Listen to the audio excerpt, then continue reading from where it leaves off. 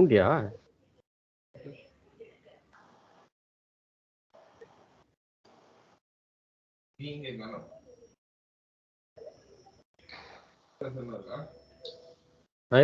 ada kena.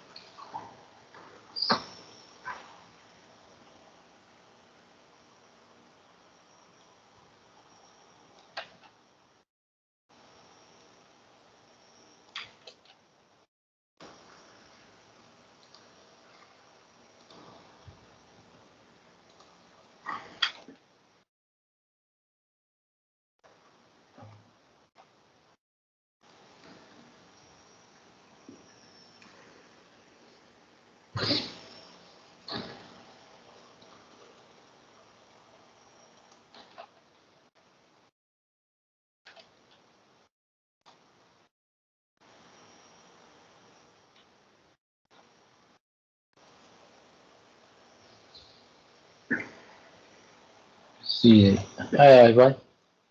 Good morning to everyone here. Let me see the time out already. Okay, we still have about 1 minute to go. I think many will join us later on. I think my time should be accurate. Right? Let me double check. Yeah, it's synchronized with my handphone, and my handphone is synchronized with the market. Needs to be okay.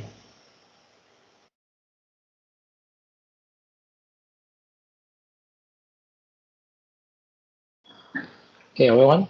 I hope you can hear me. And this is unit 1 of the circuit theory 1 class. I don't know whether it's your first semester or second semester here at the WOU.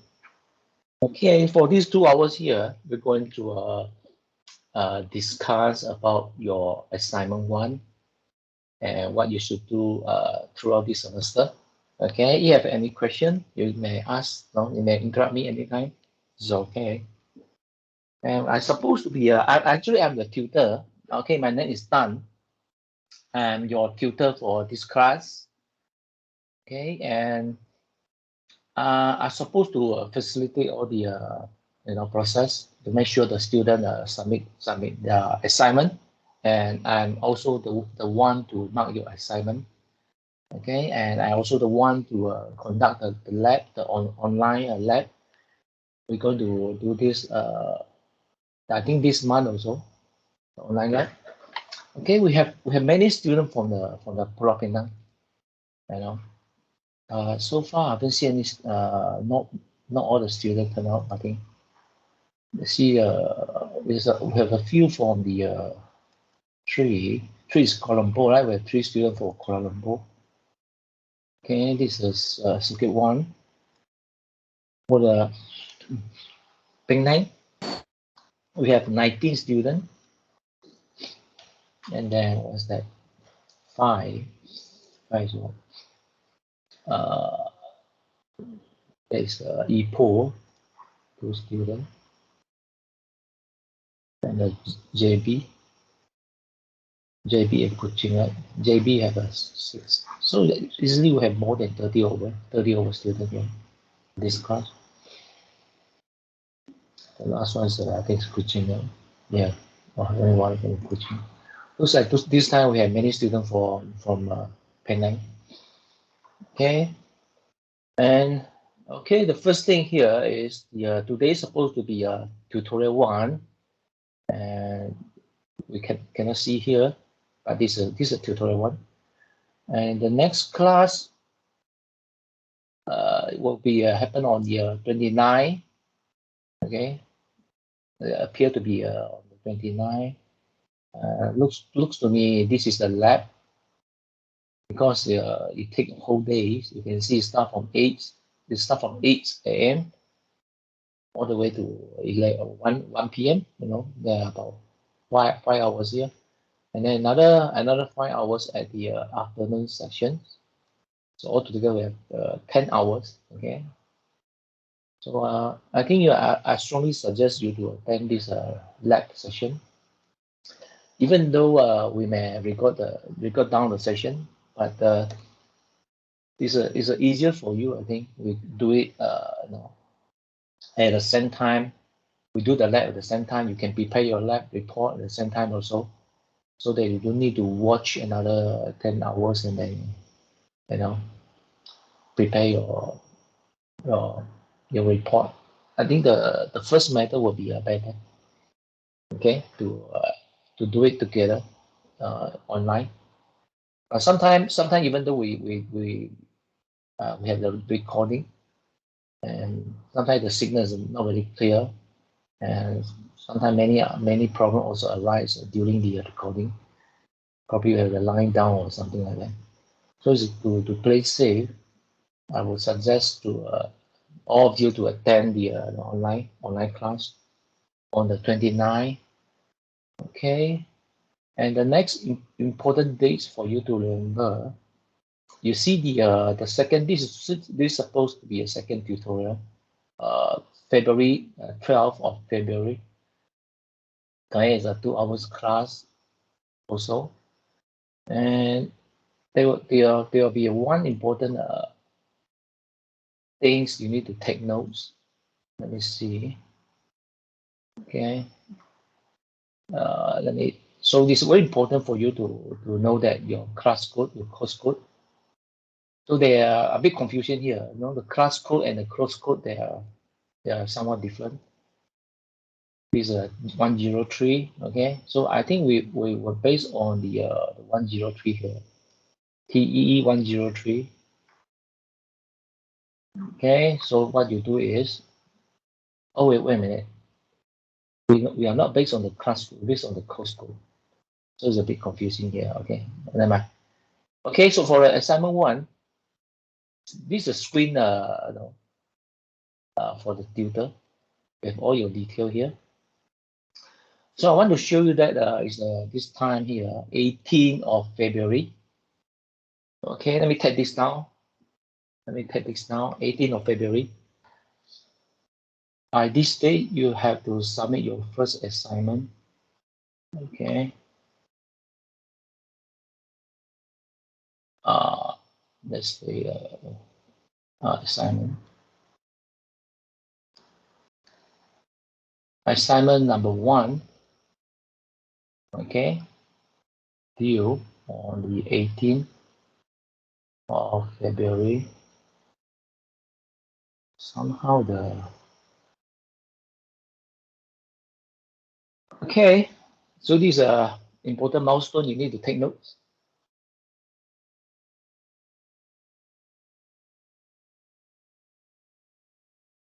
Okay. And the next thing that I need to inform you is that the format of the file you need to submit is based on the format here. Okay, starting by putting down the class code. So let me give you one example. Okay, let's say you are from the KL. You are from KL, so this will be your class code 3CIR11. Okay, so what you do is your file format, the file name format. Okay, try to follow this format. starting by the class code. Okay, so you put down this, for example, for KL student. So what you do is you take down this class code 3. You know, 3. It's the same with our telephone number, our telephone regional code. Okay, it's 3 for the KL. So you just put down 3 CIR 11, and then put underscore. Okay, followed by where is it? Okay, followed by your student ID. Okay, followed by your student ID. Okay, so this will be your student ID.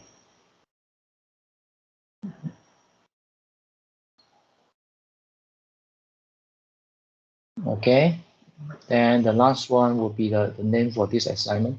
There will be assignment 1. So you just type in the assignment 1.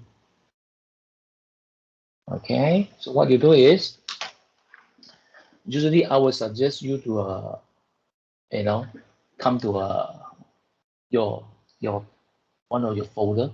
You just go ahead and create this folder, something like this. Okay, so this looks like this. Let me do it again. Okay, yeah, in the past we call it a TMA, we call it a tutor mark assignment. After that they change it to assignment 1. So what you do is you just type assignment 1. Apparently this format is wrong, right? It should start from the class code. It should begin with the class code, followed by student ID. Yeah, that would be the correct way to do this. Okay. So what you do is you prepare a folder like this. Okay. Then inside the folder you just create one Microsoft Word file, and the file format you should also follow exactly the same. As long as you've done it in the folder name or either one, I think should be okay. But I would prefer the folder name to be follow this format. Excuse me. I prefer it to be appear on the folder name, and then for the Microsoft Word file, okay, you see inside here. So the first page should start with the declaration of plagiarism. Okay, so you have to declare that you are copy from somebody else. Your assignment is your own work. Okay, you put down your name, you put down your IC. You see apparently this one's without the IC. Your IC number. Okay, without your IC number here, followed by here. For example, the 80. Okay, here's your IC number, and the dates you submit it. Okay, and followed by your particulars, your name, and the semester would be, I think would be 2022, right? 2022. Let me make sure that is the one that semester, right? 2022. Okay, so the follow exactly the same. And what else? Student ID, your class code. The class code is different, right? Let me see the class code. Here should be. I remember is the 03 CR 11. I think they somehow they changed the format a bit. 3 CR 11. Okay. And then the name is a circuit theory 1, right? And then the class code. Wait a minute. This is the course code. Okay, course code.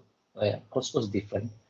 So looks like there need to be looks like it takes some time for you to prepare this one. Course code. Okay. And try to use the same font and the class code. Okay, TMA1, so total number of pages, and my name and our tutor's name. But our tutor, not our tutor, our CC, we call CC, right? Course coordinator. She's on the maternity leave, so there'll be somebody to take over. temporary. That will be the gentleman, Mr. Locus, right? Remember the Locus, right? Something like that. Okay, then followed by the next page is your answer. You know, it's just you don't need to type in the question. You just straight away type in your answer. Everything you need to prepare here. You cannot handwritten the one and scan it. Actually, you need to type it unless for some drawing, for some circuit drawing, probably you can hand draw it. You can hand sketch the drawing, and then somehow you scan and import it to this document. And you need to be aware of the file size also. Even though it's not listed here, but I'm sure that it tells you what to do on this page, right? On the first page here, he said that the handwritten assignment and photo snapshot will not be accepted. So this is more referred to the everything here is handwritten one. No, everything here is handwritten one. But we allow a partial hand sketch. But you can avoid this one by utilizing the pens, the pens apps here. You can come here also, get a mouse or something, and you can draw it also like this, okay. And then after that, you can just import it to the your assignment like this. This will be much better, right? Much better than this one. Okay, so looks like you need to start earlier. If you do it in the last minute, in the last 30 minutes, it will be possible for you to do all this. All right, guys, so you need to put down your question like this. This is just one example. This is not the best one, of course. I just simply pick one for my old library. Okay, so you see that this student type in all the steps. You need to show the steps. You cannot just show me the answer. Okay, you cannot just show me the answer is a word. You actually need to show me the steps, every step leading to the answer. Yeah, you see that? If you provide the answer, probably you will get about 10%. So the 90% will go to the correct working steps. Okay, so you need to show me how you get the answer. You cannot just type in the answer only. You need to show me the step. Okay, every step leading to the answer. And one more thing is that you need for the font size. We stick with the Times New Roman. Okay, Times New Roman 12 point. Okay, let me see whether this one is looks like this one is the Times New Roman. Oh, it's not actually. Let me see it. Let me highlight one of this. Let's see. Yeah, it's a Times New Roman. Okay, you need to use a Times New Roman font 12. So this is slightly bigger. You see, it's supposed to be a font 12, right? Font 12 looks like this. Okay, a little bit small actually, a bit small. All right, I hope everyone clear about this. If you have any question, you can type your question here, or you can, Okay, let's see where some students joining us now. Okay, all right, good morning, everyone. Okay, if you have a question, you can type in here. Okay, once I see any message, I will come to answer your question. All right, I don't know how many of you is your first semester here with WOU. Just now I already gone through some steps. You need to know. Okay, so you prepare the folder like this. Okay, then after that, inside the folder you have one file. Microsoft Word, Microsoft Office Word, and then I already show you the content. So start with the declaration. After the declaration, you have your particulars. After that, the third page is your answer. Okay, and all your working steps. All the working steps. All right, I hope you're clear about this. And for every question, it's better to start from the new page. For this example, question 1B, start from the new page. And what else? Let me see. And then it also will have the mark clearly. This is the part 1, this is the part 2. Okay, you need to mark really clearly, because it's easier for me to to mark your assignment, so that I will look certain parts. Usually when I mark your assignment, I will first focus on the question number, and then I'll focus on the section 1, and then I'll start marking and give you the marks for this question. Okay, I think that's all. That's all for the for this how you prepare your assignment 1. Okay, after you do that, after you've done your assignment, okay, you can see the files inside the folder. So what you do is you just right click the thing, and then you can go online and download this thing called the 7-zip. Okay, this is a free app, so you can download online. You install it, and then you can just right click and create a zip file. Okay, immediately. Since the file is open, okay, right now the file is open, I should close this file. Okay, let me close down this file. Okay, let's do it again. So you right click and just come to 7-zip, and then you select create this add to something zip.zip, right? Okay, after you've done that, you see the zip file here, and you take a look here at the bottom. It's a 2 point something megabyte, so this is kind of like making sense, right? It's 2.8 megabyte makes sense. Some student, what happened is from my past experience, some student, I don't know, accidentally they created a shortcut. They just upload this shortcut. This shortcut is less than 1 KB, right? This shortcut is less than 1 KB. When you upload this one to WOU, everything looks normal. The WOU will not warn you about this the size of the file, or the file size. And then when the student open this file on his computer, let's say let me show you. Okay, I double click on this file. Actually, I can open the file. See, nothing wrong with the file. But what happened is, when I receive the shortcut, there's no way for me to access your PC, right? There's no way to shortcut the file from my PC to your PC, right? Unless there's some software being installed. Otherwise, it's totally impossible for me to do that. So whenever you check your file size is somewhat less than 1 megabyte, it doesn't make sense actually. Okay, so you need to be careful. Another thing you can observe is that there's a small icon here. This icon showing that this is a shortcut.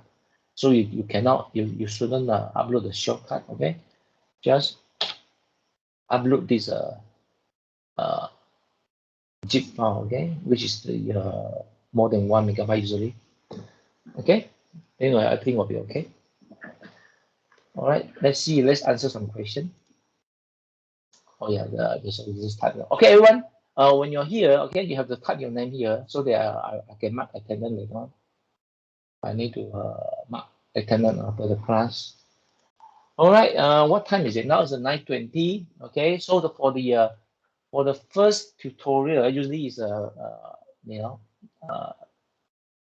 so heavy, I think. Okay, not so heavy, because we have to spare some time for me to inform you about all the details. Okay, so the one thing to take notes, okay, for the latecomer, one thing to take note here is the due date on the 18th next month, and the file format. Okay, file format. Let me do it one at a time.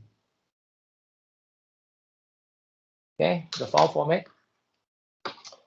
And the upcoming event, let me show the one that was important. At the end of this month, close to Chinese New Year, I think. Then on the 29th, we have a whole day, so you need to the one day before you need to sleep early. You know? So you start with the early 8 a.m. all the way to 7 p.m. See, altogether 10 hours. Okay, usually we can end about 9 hours. You know, depends on the situation. And then we are after this, after the lab. Actually, the lab is for the assignment number 2. Okay, the lab is for assignment number 2. But somehow they schedule it before the tutorial 2. So this will be our tutorial 2 on the 12th of tutorial 2. Okay, and then you have to submit it. You have to submit it before 18. So what it means is after tutorial 2 on the 12th of next month, you need to prepare in 6 days. In 6 days time, you need to prepare your assignment after the your second assignment. So the thing I noticed that by going through the first assignment, your first assignment, you can download this one from the FlexLearn. Okay, you can read everything about it from the FlexLearn. Oh yeah, this is something. So this is your assignment 1. I think it usually consists about 4 to 5 questions. So for this time, I can see it has 5 questions. Oh, sorry. It has 4 questions. Okay. So what some are looks like this is not from the unit 1 or tutorial 1. All these most of the questions are from the unit 2. Only the first question is from unit 1. The first question here, yeah. First question is quite long also. 6 marks plus another 12 marks. 18 plus a 20, so it's a 38 marks actually. It's a 38 marks for the question 1. You can actually double check this one here. Okay, let me show you. Let me simply pick one student. You see wait a minute. They are not opening yet, okay? Usually I can see the mark here. But right now I can't see it because the student haven't submitted their marks. Otherwise I can see the 38 marks here, okay? And the time is 18 February. All right, I think everyone care about the basic information, the basic requirement. Okay, any question you want to ask? Any question anything you are not so sure of? You can ask now. Okay, otherwise if you are not asking any question, I'll go through the some important section. And because for this class the students are supposed to read the material themselves and ask question during the tutorial time. Okay, because this is not the normal classroom. What I mean is not the lecturer to talk all the time and then you just listen. I'm here only to assist you, to complete this course. And so if you have no question, usually I will just go through all the slide here to tell you which are the important thing you should focus on. Okay, so looks like everyone is happy. Looks like everyone has no question. Right, so we're supposed to have more students actually. We're supposed to have about 30 students. But I do start the recorder just now. For those students, I think they can come back to the Wawasan again to watch the video. Okay, one more thing I need to show you is that this website you need to know is called the FlexLearn. FlexLearn WOU-EDUMI. Okay, you come here and you go straight to the when you come here, you click on this icon and then you pick your subject here, circuit theory.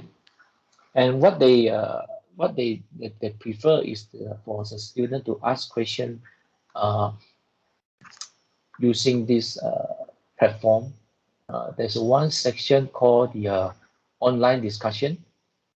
I think the students should ask question here. You know, if you ask question on the WhatsApp, there's no way for the WOU to capture, to know the progress of the student. Because what WOU want to see is the interaction between the student and the school.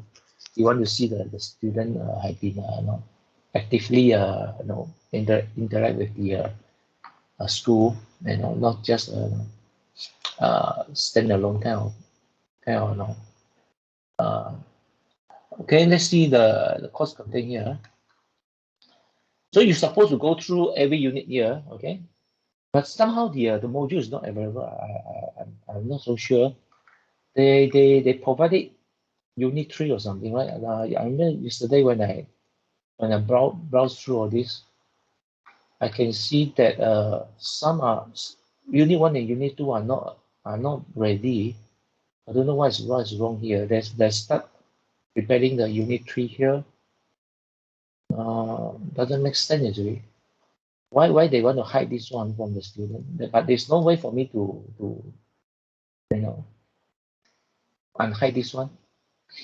Okay, but I think it's prepared by the CC, I think. Okay. Can you any of you can you actually access the unit 1 or not? The course material. The old course here, the old course material. Any one of you can access or not? Otherwise, I need to inform our. Can access that. You can access. You mean you can access unit 1? I don't know what happened to my platform here. Okay. Somehow is that doesn't make sense. Okay. I only can access unit 3, and then you have to read everything here, online. You have to read everything here online. In the past, they prepare a PDF file. Oh, now I have another issue here. You see. Yesterday, I think I can access this, but this is not going to stop us from learning. Don't worry about this. You can get this settled. Yeah, I think the unit 1 here, I think they insert to the wrong section, I think. So this is the first one. You see, this is all the material. In the past, they prepare all this inside of one PDF, one big PDF file. Now they kind of like put it in a section form, everything in a section. So you just need to go through all this thing here. I'm sure this is all the content. Okay, you should read about this, all the content here. And for your assignment, you have to look for the course assessment. Okay, I think here should download the assignment 1. Yeah, this one. Let me see the typo here. And this is the declaration form. Okay, the template, you can use it. For your assignment 2, where is the assignment 2? The assignment 2 is not ready yet. Assignment 2 consists of your most of the lab, probably one, 2 question on theory, and others are lab questions. Okay. All right. So this student, wow, your name is kind of long. Rasitasan, right? I hope I can pronounce properly. Rasitasan. Yes, sir. Yeah. Can you access? Have you followed the step here? Yes, sir. I cannot see the unit 1 and 2, sir. Only 3, 4, 5. How about you come here? You come to basic concept here. You come to the course content. It's Yes, actually sir, inside here. Yeah, it's actually inside the course content. For unit 1. Yeah, and unit 2 also. Unit 3 also. I think they insert into the wrong section. This computer thing sometimes. Okay, sir. I'm sure it's here because all the material are here. I'm quite sure. Okay, all the material are here. They're divided into the section. So there, I think probably you can download it also, right? You can download. Let me see. So when I download, I haven't tried this feature yet. As you know, in the past they are only one PDF file. They stopped doing this. Probably there it's easier for them to upgrade, to revise the course material. Probably it's easier for them to do that if they let me see what after you download. Oh, this is just a web page. Okay, just a web page. Just a web page form. I think need to unzip everything. You can see everything. I think need to unzip properly. Okay, so looks like you have to come here and read everything about this unit 1 here. Okay, for me, let me see. I have the guideline here. This is the assignment. Oh yeah, this is the PowerPoint for this class. Okay, I think everything.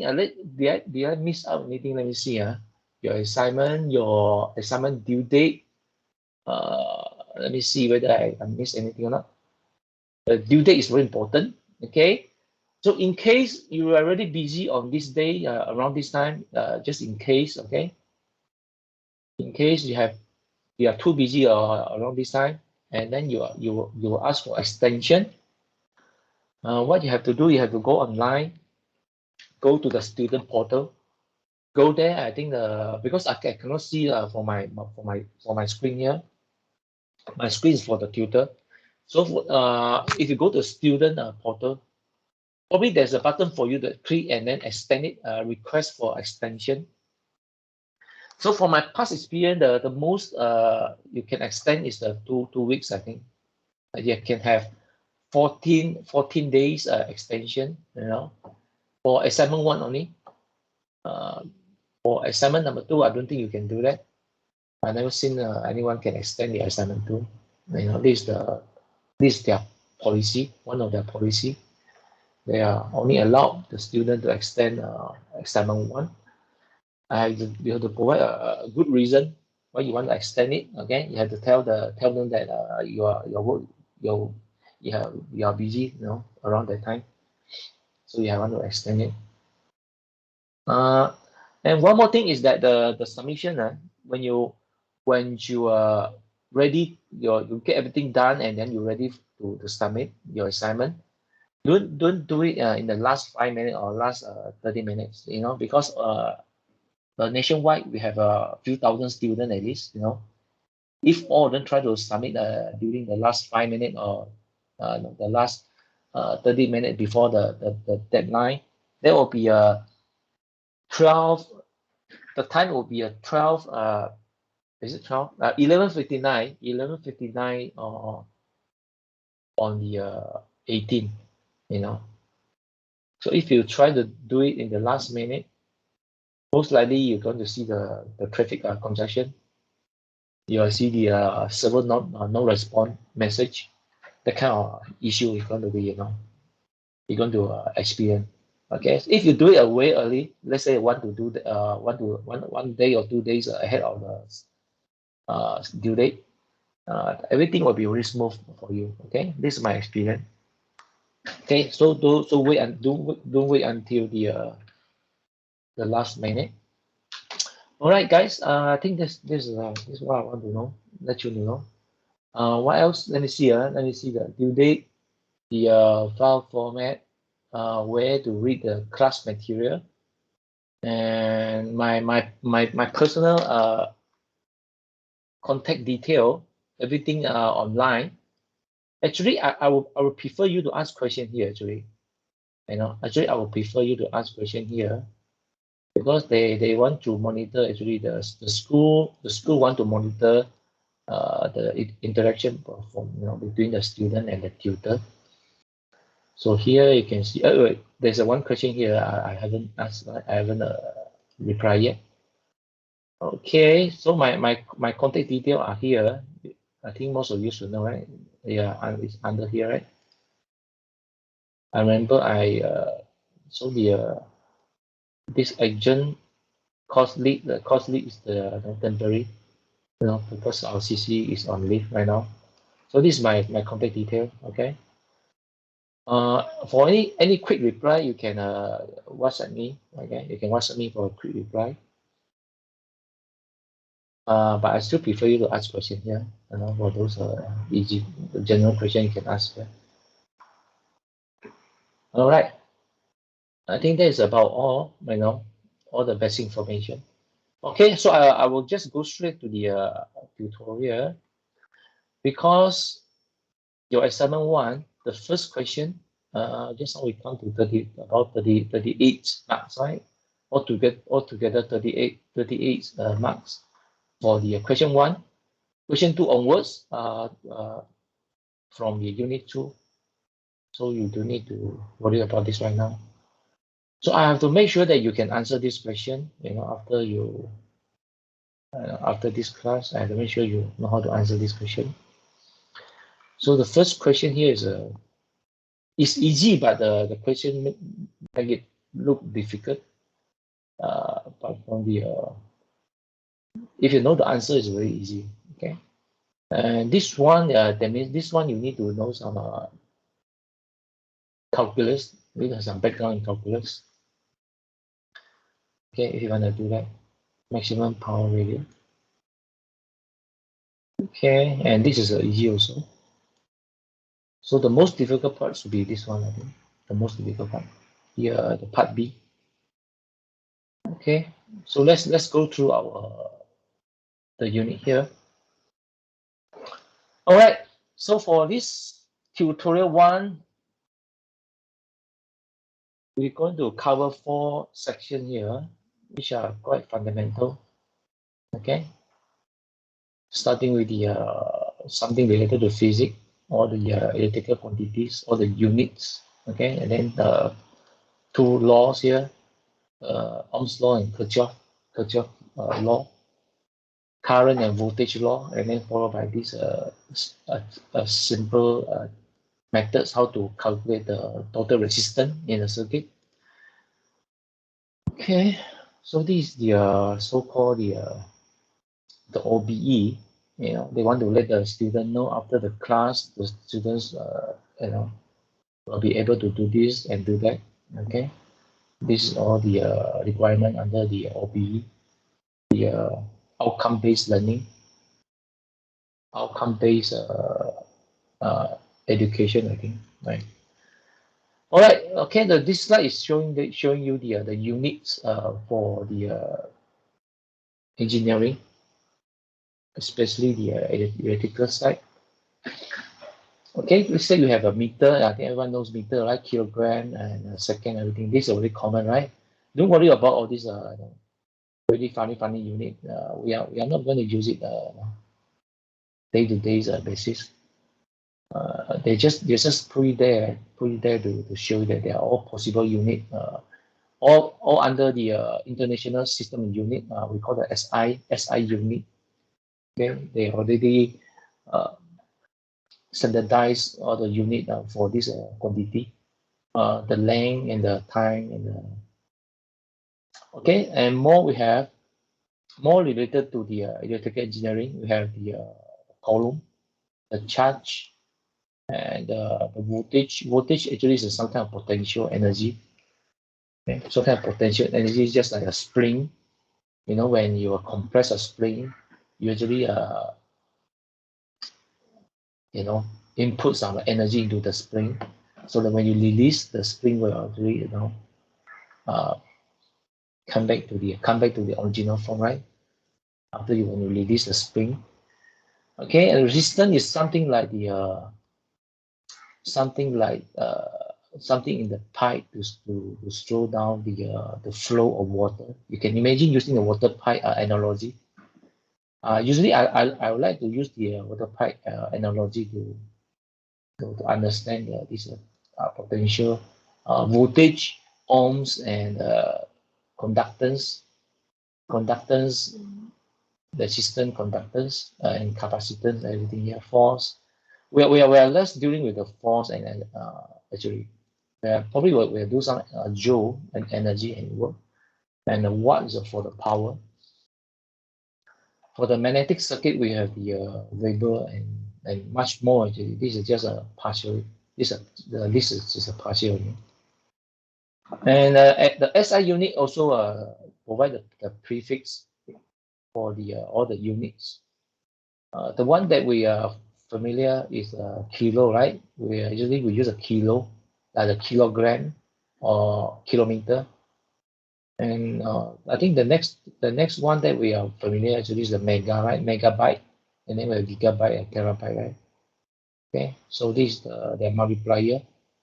Usually we for the hard disk, we are talking about the capacity of the hard disk. The multiplier usually nowadays T, right? Tera is a 10 to the 12, 10 power to the 12, right? Okay, so the charge, we're starting from the charge on the circuit, okay, to get you started. So the charge in any electrical circuit, you can imagine as the something like water molecule, inside a pipe. And so the every electron, for example, you can imagine like the water molecule, every electron has the magnitude of 1.6 times 10 to the power of negative 19 coulomb. They carry this amount of charge with them. Okay, and a proton on the other hand is carrying opposite charge, positive. If the electron is carrying a negative, the proton will be carrying the positive charge, and the magnitude was supposed to be the same. Okay, and the magnitude supposed to be the same. And based on the physics we learned from the secondary school, we know that we cannot create or destroy energy, right? So we only can transform from one to another. All right. Okay, you can imagine the when you have any electric circuit, inside the wire, you can imagine the charge is flowing through, but actually we can't see under the microscope anything, right? No one can see the charge moving. And some of them believe that the charge is not actually moving. They actually transfer from the one place to another. For example, the charge on this molecule, okay, the charge is traveling from this atom to the next atom, okay, and then the charge from this atom will travel to the next atom. So they're kind of like he taking his position, and then this one taking the next position, and then when this happen all together, you can see something is flowing, right? Actually, they believe this is how the charge is moving. Otherwise, we don't have achieved the light speed. When the current traveling almost closer to the light speed actually. If the electron needs to flow through like this, I don't think it's possible, right? Only thing possible is the charge just replace the position of their next atom here. They're just traveling only to the next atom only. Okay, why the charge want to travel from here to here? Because there's a voltage, some kind of potential energy. Okay, something like if you put the water tank, you elevated the water tank on a somewhat, on a higher ground. Okay, so this is the ground. So if you're standing here, okay, since the water is a much higher than you, right? So this is called something called the we call the pressure, right? We have a pressure here. Okay, because water is higher than you, the water have a higher pressure than you, right? Atmospheric pressure, and that is why when you're connecting a pipe, when you're connecting a pipe here, the water will flow down, right? Probably some of you will argue that this is due to gravity, right? The water will flow down. This is partially true also. The gravity is some kind of the pressure also, some kind of the energy. So when you raise the water, above the ground level. Okay, so the water will have potential energy to flow down, right? If you compare the water at the ground level, if the water at the ground level, I think the water cannot just flow to you, right, on a totally flat surface, right? Probably the what I mean is that when we have this potential energy, when you raise usually the water tank is way above our head, right, or over our head. That's why they want to create some kind of potential energy. So this potential energy, we can view it as the voltage. Okay, the voltage here. So the voltage help pushing the electron forward to create a current flow. So we can express the flow of electron with another unit called the current. So current is actually the water flow rate. The water when talking about water, we also can use this word called the flow rate, right? So the flow rate is actually really similar to the current, the analogy. Okay, and then how about the resistance? So let's say just like our blood vessel, let's say the pipe inside the pipe get dirty.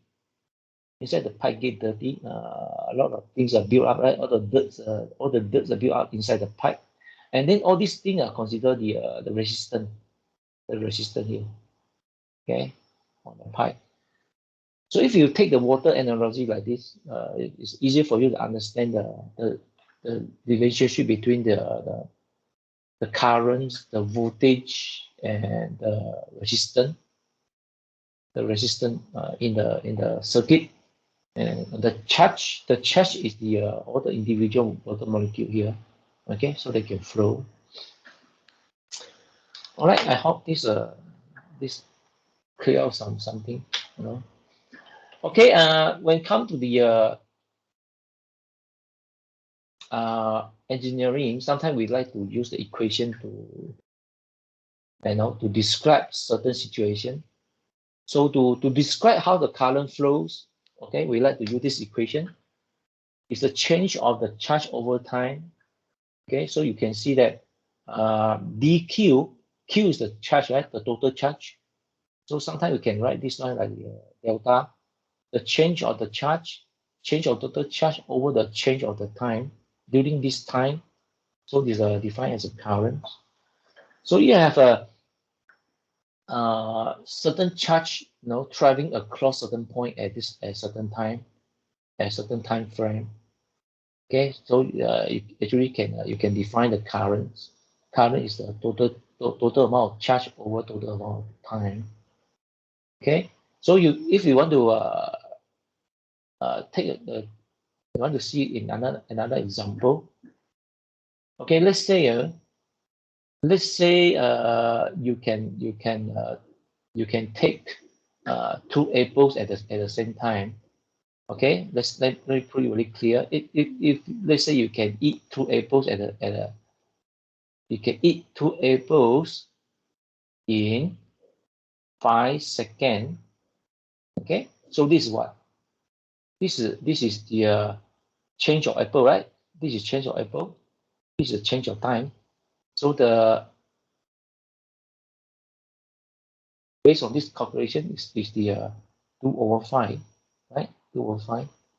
It means the 2 apple per second, right? 2 apple per second per 5 seconds, right? So this is how we view it as the another form, dq dt I. Okay, and then to find the of course we can find the charge based on this one. We can throw this one. We can throw the dt to the other side, so it become idt. idt equal to dq. Okay, and then if we want to throw the derivative, we want to throw the derivative to the other side, so we have to become integration. Okay, become integral. Right? If you throw the d to the other side, become integral. Derivative become the integral. Okay, so you can play around with the equation. This is the best equation. After that, you can play around. The total charge, you can do the other way around. The total charge is equal to from this time to this time. the total current. Okay, the total current, and then actually it's instantaneous current, and you just do the dt, integration. You can find the total charge from within this period of time, t0 to t, if you know the function of this current. Sometimes the current is given as a function. Okay, you will see that you will see this later on. And your assignment also, this remind me of your assignment. Your assignment here is given as a function. You see the current is given as a function here. We have the t function t, right? There's an unknown t. So t is based on the t is greater than 0 here. So you have you need to view it as a function here. Okay. So the next, this is just one example here. So this example showing you that let's say you have a total, you have a 2005 protons. You want to find the total charge. This is a bit more physics than electrical. Okay, so you can see the every proton they have this magnitude, right?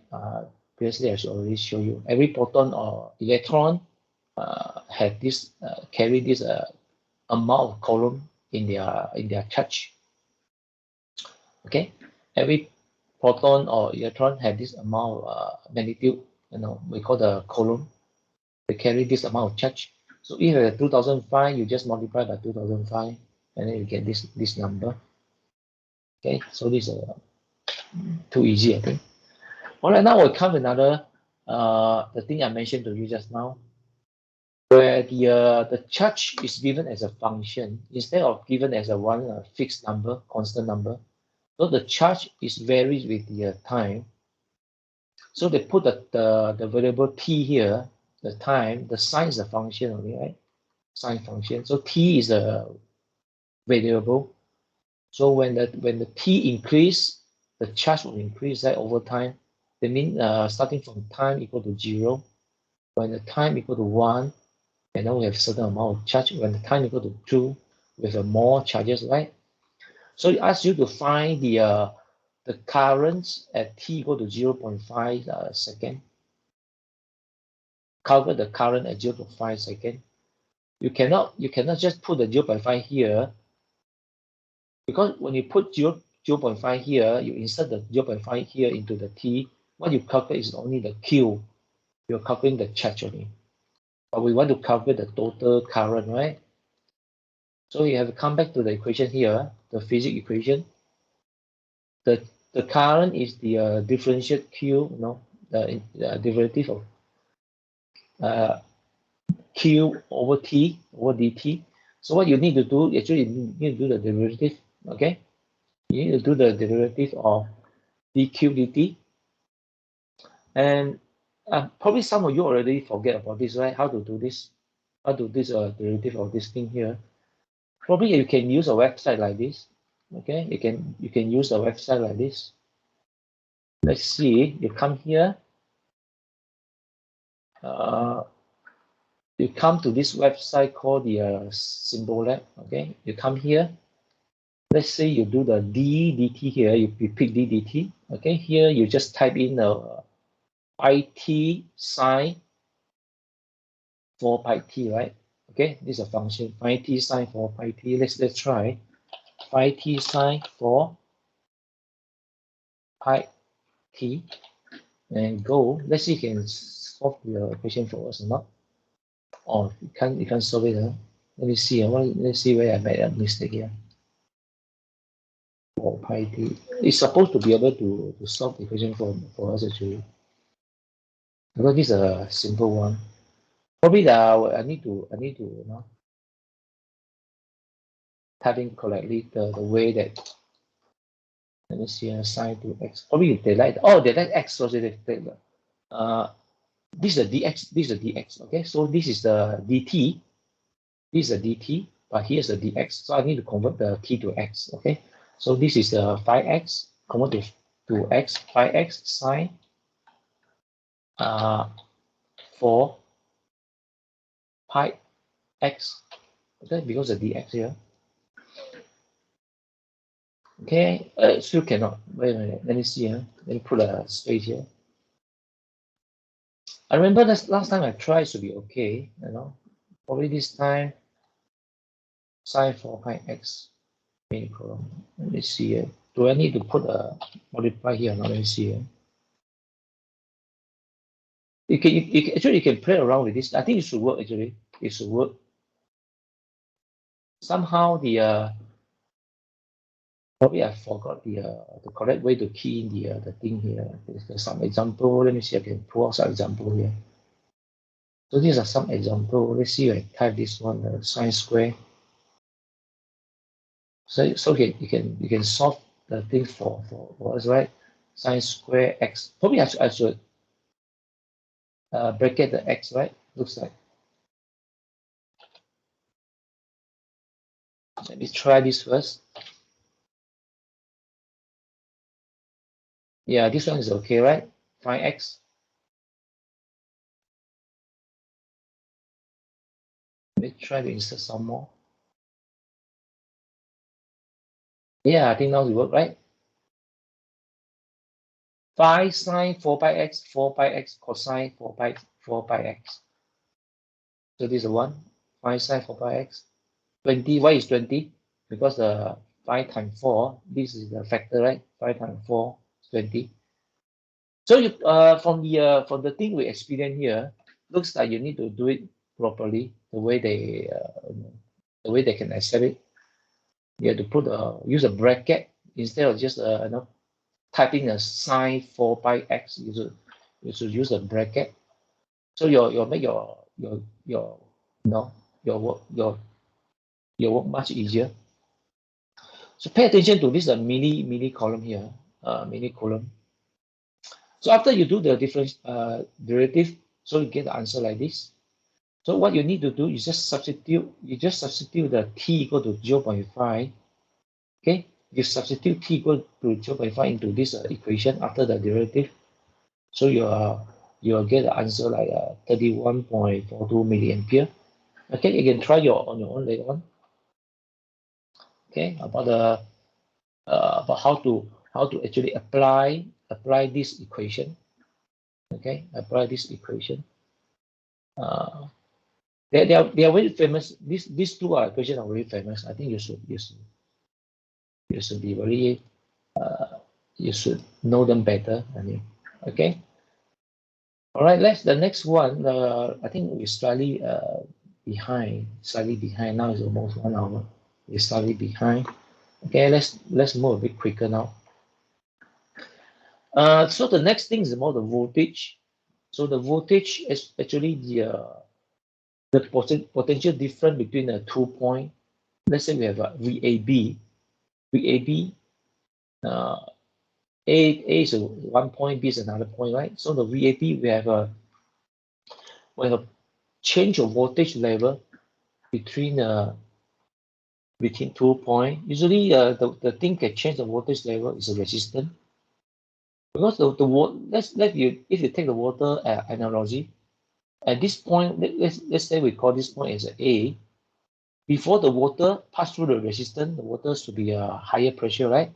After the resistance here, the resistance will drop, right? Okay, this is a common sense.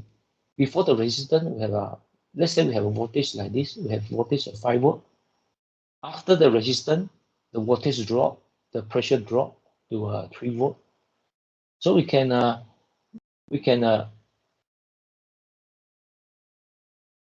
conclude that the voltage difference between A and B is actually 2 volt.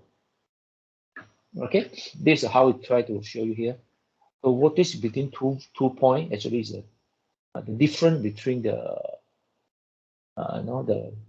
different the voltage level between these 2 points. But when you come to the physics point of view, the physics try to express everything with the equation.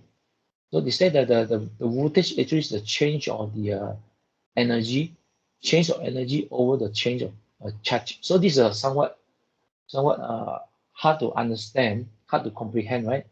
It's very hard to comprehend the meaning of this change of energy over the change of the charge. It's a voltage.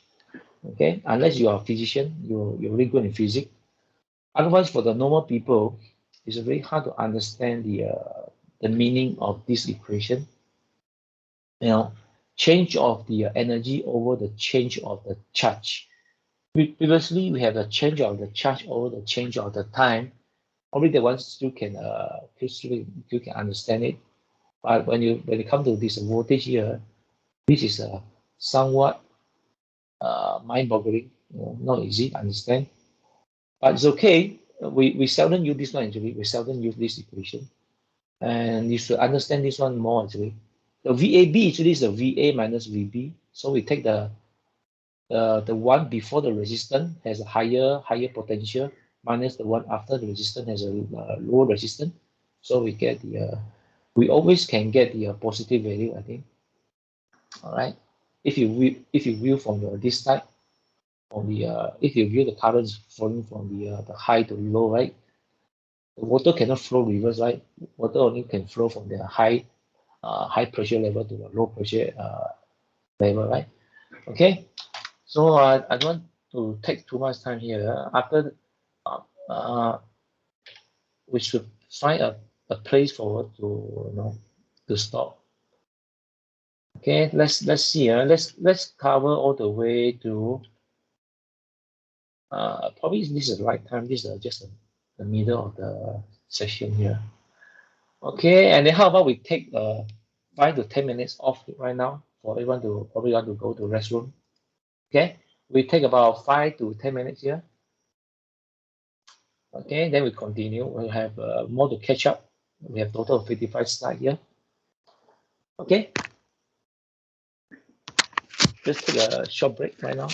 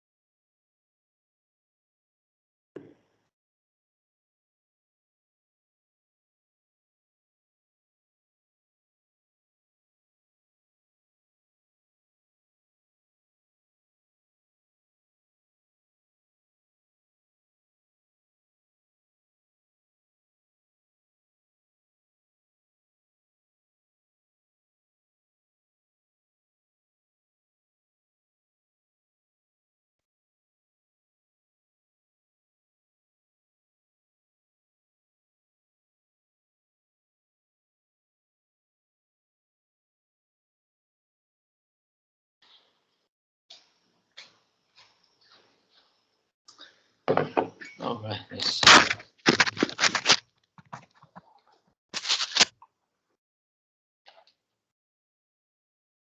Any question from you guys? Your name here. Okay.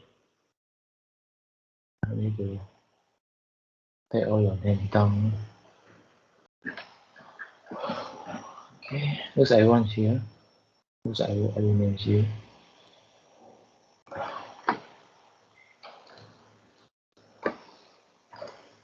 What is this? Do message me actually.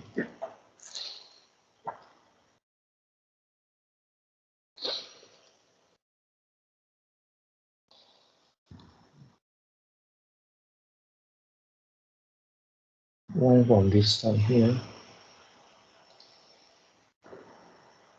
But can't find this one.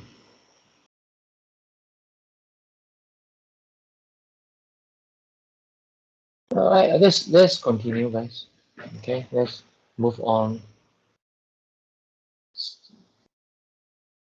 So we have a voltage. Usually, voltage defines the voltage between 2 points. Okay, for example, we have the let's say we have one power source here. We have one voltage source to supply the power. Okay, let's say we have voltage here, and then we have another resistance here, and another resistance. So this is a very simple circuit. Okay, so from here, I think you have to determine the voltage point. So let's pick this one as A. Let's define this one as B, and this one is C. So you see the difference is usually they are before the resistance or after the resistance, or in between the resistance. So that this voltage actually can be defined as a VA, VAB.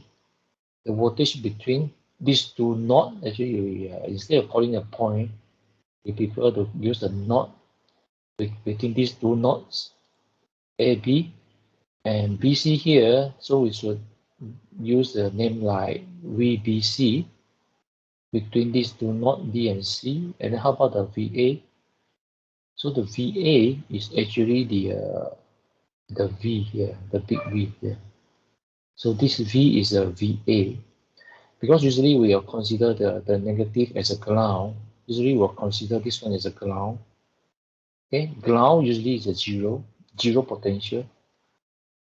So the first potential. So this if you imagine you stand on the ground level, and you look up. First, you create this potential energy here, and then the potential energy at point A, is our potential energy V. Okay, the magnitude is V, and then we start going around. We passing through the VAB, passing through this resistance, and we're passing through another resistance, and then we come back to the ground again. Okay, so it's just like the water tank analogy. The water start flowing from the high level and passing through the resistance here, and then all the way to the ground. Okay, all the way to the ground level. Okay, so this is how I look at it. Okay, from the other point. Okay, let's continue. Beside the voltage, we also have something called the power. Okay, so power is to define the how much energy has been absorbed or expanded. How much energy has been another word beside the absorbing the energy, expanding the energy. Is a consumption of energy, right? Sometimes the energy being dissipated. Dissipated is another word. So it's something to do with the dissipation of energy over the time, over certain time period. So this thing is can be understandable, right? This thing can be can be comprehend. You see the power is equal to the change of the how much energy over the time, over this time. Okay. There's another good analogy is talking about how much we earn per month, right? So this is like how much dollar we earn over the time. So the time usually is 1 month, right? We usually use a 1 month to define how much we earn. But for some people, they use a different method.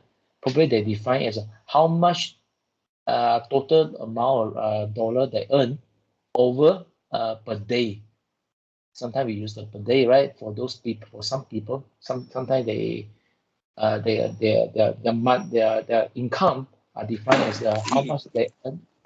Yes, how much they earn for 1 day, or for some people probably they can define how much they earn for only 1 hour. Okay, so all these things are very can be varied. So you need to be particular to just only one, always 1 month, right? Sometimes it can be many other possible number. So if you break this apart, by put in the Q here, so the Q can cancel each other, right? You can see the Q under the at the denominator, this DQ at the numerator, both can be cancel each other, but they come down to dW only, right? dW and dt only. So from here you can see this is actually the voltage, and this is actually the time. dQ dt is the current. Sorry, dQ dt is the current. We first exposed to the current, and then this is the voltage. And on dQ dW dt, we can simplify to, it also means that the power is equal to the voltage multiplied by the current, based on this evidence here. Okay, if you squeeze in you put in the dq here, you can see this is the voltage, this is the current, and then you can simplify to V times I. Okay, voltage is equal to the power is equal to voltage multiplied by the current. Okay, so the sum of all the power should be 0. So what does it mean actually? What does it mean sum of the power must be 0? Let me give you one example here. Okay, let me take this example. So let's say you have 10 volt here, okay, and then you pass through one resistor and then another resistor here. Okay, let's say you pass through 2 ohm here, and this is a 4 ohm resistor. Okay, there should be the current flowing through, right? The current of flowing through these two components. Okay, so if you but we haven't reached that part yet, right? We haven't reached the part how to calculate the current based on the value given, right? Okay, so I think I cannot give you this example, but I want to give you example like a much simple example. Let's say 10 volt here. So the total watt here, the current is the total here is 6, right? Let's pick a good number here. Okay, let's pick a good number. Let's make it a 3, so that the current equal to V over R. Okay, you're going to learn this one later on. So it's a 10 over 5. So the current is only 0.5 ampere. Okay, so by doing this, we know the power for this component and the power for this component. Okay, the sum of all the energy, the sum on energy is defined here, right? Sum of energy, power, and the sum of energy. So the current here multiplied by the voltage, 0.5 times the 10 volt. The power is what? So here the power is produced by this power source is 5 watt. Okay, 10 V times I. V times I, we get 5 watt here. So 5 watt going to distribute to these two. So the one having the wait a minute, let's see here. The one having the highest ohm taking the more watt, right? Okay, so something like that. So they have a 5 watt. Let's do the calculation here. Okay, so the power for this component here, the power for this 2 ohm, P2 is the voltage times current, right? Here, voltage times current. So there's the voltage here, we do know the voltage, right? So we cannot calculate this one. I have to use another method. So power also can be the current square times the R. Okay, this is another form. So the current square here, 0.5 square times the 2. Let me calculate real quick. Let me calculate. 0.5 square times 2 ohm. So I get 0.5. Yeah, I get 0.5 here. Let me see here. This is 0.5. What? Okay, so this is 3. Let's see the power for the 3 ohm. I square out. Let me see. Something doesn't make sense here. Let me see here. I square out 0.5 square times 3, 0.75.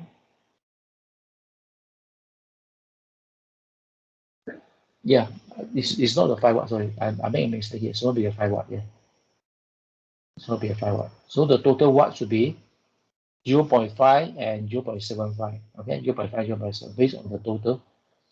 And if you calculate the total voltage supplied by this power source, the total voltage is 10 volt. 10 volt here. 10 volt here over the total resistance. Total resistance 2 plus 3 is 5. Okay, 2 plus 3 is 5. So 10 over 5 is 10 over 5 should be 2 ampere. I make a mistake here. Sorry. I made a mistake here. I think that the 5 watt probably makes sense already. I make a mistake here. So be 2 ampere here. Okay, so 2 ampere. Then divide by 5 is so simple, right? But sometimes we overlook the number. So it's 2 ampere. So 2 ampere. 2 ampere square times R. Let's do it again. 2 ampere square times 2. So we get 8. One more time. 2 ampere square times R is a 2 ohm, right? 2 ohm. So we get 8 watt here. We get higher watt energy here. 8 watt. So this is for the 3 ohm. The 3 ohm is 2 ampere square times the 3. So we get 12. So the more ohm we get, the more watt, right? We get the more power. Okay, so this is the 12 watt. Okay, so totally the source produce 20 watt, 8 watt consumed by this one, and 12 watt consumed by this one. So we can on the equation we have to write something like this. The total power supplied by this power supply is 20 watt minus 8 watt minus 12 watt is equal to 0. This is what the meaning of this statement here. You see the algebraic sum of the power in the circuit at any instant of time must be 0. Okay, at any instant of time, let's say at this instant 20 watt minus the what is 20 watt? 10 times 2 ampere, right? So the power here, the power is the 10 volt times 2 ampere. So you get 20 watt 20 watt supply from this power supply minus the 8 watt consumed by the 2 ohm minus the 12 watt consumed by the 3 ohm. So we should get the 0. Okay, you can start from here. Some people they can start from here also. You can start from this side. Minus, you can start from this side also can. Minus 20 watt. Because when I see from the left to the, this is left to the right, this is left hand, this is right, right. On the left, I can see the positive. So here, if I mark the positive and negative, on the left is positive, so plus 8 watt. So on the left is positive, plus 12 watt equal to 0. So either way you write is the same. Your result in the 0, minus 20 plus 8 plus 12, you right? Or 20 minus this one minus. But usually we prefer the power source to be positive, and because this one is to dissipate the power, is to consume the power, so it's to minus, right? Something we consume, like we spend, we should put a minus sign to make it logical, right? Okay, but on the circuit side, when you write this format, I think it's okay. People can understand what you try to show. Okay, then for the power, power over a certain period of time using the integral, the sum of all the power, the sum of the power from this time to this time, the sum of the average power from this time to this time is defined as the work. Okay, the work is measured in joule. Like you are running, you are jogging for 10 minutes, you are burning certain amount of energy, right? That one can also can be defined as a joule. The total amount of joule have been burned, right? So it must be some kind of power you spend over the time, right? Because when you're jogging on the road, you are spending some power. Your energy need to produce a certain power for you to do the work from this time to this time. So obviously, you have to put in the time factor in, the time factor and the power factor in over this period of time. So this is the total amount of work being done over this time. This is the equation. So it makes sense actually. So we have parameters as the energy and the power and the work. So they are different, right? Energy is the capacity to do work. So we have the energy, we have the work done, and what else? We have the power. So these three, they usually they sound similar. Energy is the work, right? Energy is the power, right? But somehow on this electrical field, they are somewhat different. So the work is the different from the power. Okay, power is the another meaning on the electrical circuit. Okay, now we come to the something slightly more complicated. Okay, we have introduced you. There are 4 possible way of the dependent sources. We call it dependent sources. Okay, dependence or independent sources. So this for the independent sources is simple. Independence means the source they are standalone. They are totally independent, just like this example here. And this voltage is the independent of this thing, right? So this is a current, this is a voltage. They are independent of each other. They are like standalone entity. They have nothing to they have no relationship between each other. This is called independence.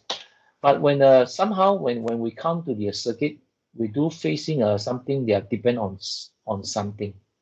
Okay, this is what we call the dependent sources. Okay, so there are 4 possible dependent sources here. Let's start from this one. Voltage control, voltage source, voltage control, current source, current control, current source, current control, voltage source. So there are 4 possible combination of this dependent source. Why we have this dependent source? Usually they are coming from the real circuit, the real component that we use. One is a transistor. One of the famous is transistor. Let's say we have transistor like this. I think we learned it in the secondary school, right? We have transistor like this. Okay.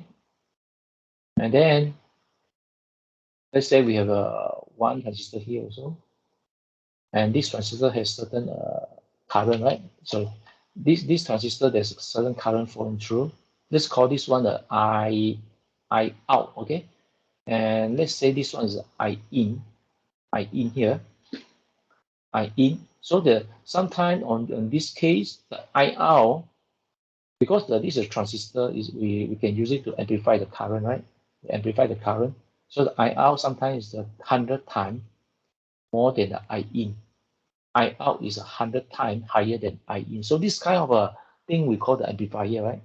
Because amplify 100 times.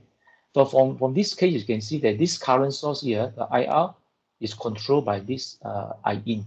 So they are independent. This is called the current control current source. The current source is the source is a current, the output is a current, so it's a current control current source. The source is a current source, current control. Okay, this current is controlled by this current. So this is called the current control current source. We have another scenario, which is the op-amp, where the op-amp like this.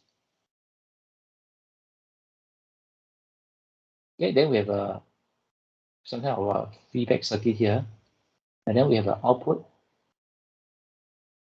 and then we have input here, Vi. So for this case, the V out is equal to negative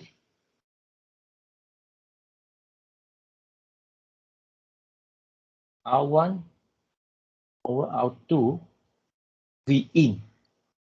Okay, you can see in this case, the output is depend on the input, right? So you can define this scenario as the voltage control voltage source, right? Voltage control voltage source, because the output is a voltage, and this voltage is controlled by this voltage. So this is a relationship. This is just a ratio, the ratio of the resistance value.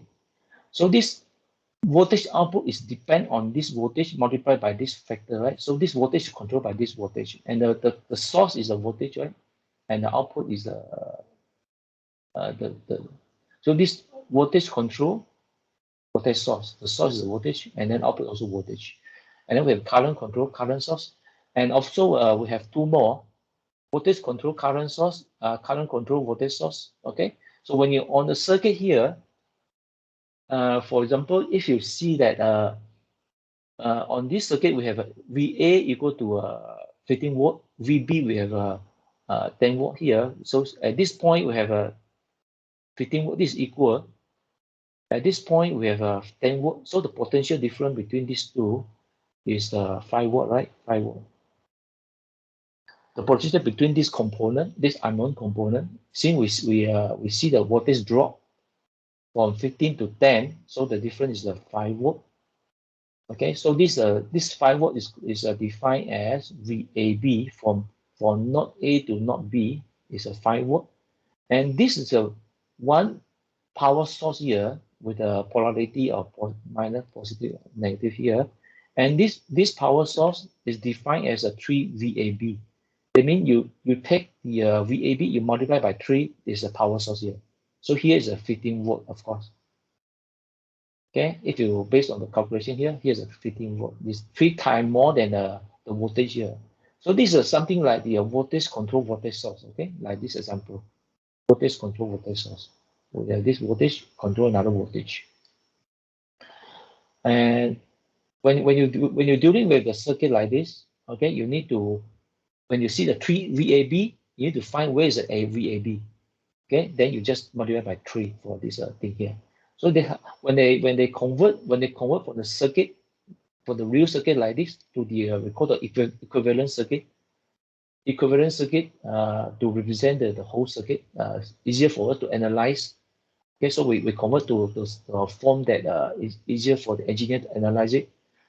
Okay, sometimes we could have this 3 VAB. So and on the circuit theory, we call it voltage control voltage source. Okay, because this this voltage source is controlled by another voltage. Okay, so the voltage control voltage source. And then we also have a current control voltage source. So where is it? So we have this. So this is somewhat very confusing, for the beginner. You see, these through I1, the magnitude for this power source here, okay, is a 2I1, and to you I1 is the current, right? So for you, probably a beginner will see this as a current source. It is a current source. Actually, it's not actually. Even though it's I1, doesn't mean it's a current source. Okay, you just take the current and multiply by 2. So this should be the voltage source. Okay, another thing to differentiate, this is a voltage source because we have a polarity like this. For the current source, we have we're using the arrow. For the current source, we are using the arrow like this. Arrow for the current. Okay, and positive, negative polarity for the voltage. Okay, so even though you can see the I1 here, doesn't mean this is the current. Okay, this is just a source to supply the power. So the magnitude is a 2 times I1. So you need to find where is I1. So when we find I1 is here, I1 is at this branch. So you just take 2.5 multiplied by 2. So you get the total voltage here is a 5 volt. Okay, this is how you analyze this circuit by finding the unknown on the other side. On this side, unknown I1. You just put the I1 in, multiplied by 2, and then you get the exact voltage source, the exact voltage level for this voltage source. And the whole thing here can be described as current control voltage source. Because this voltage source is controlled by this current. When this current increase, the voltage also increase, right? And so on. So it's called the current control voltage source. And of course, you can find 4 possible ways. The last one is called the voltage control current source. And here is very obvious. Even though the given is a voltage, but this symbol means a current. Okay, this symbol means is a current. It's a current source. This means a source. Source means something to supply the current, not to consume the power. And here is just a brain, right? Just a rectangular.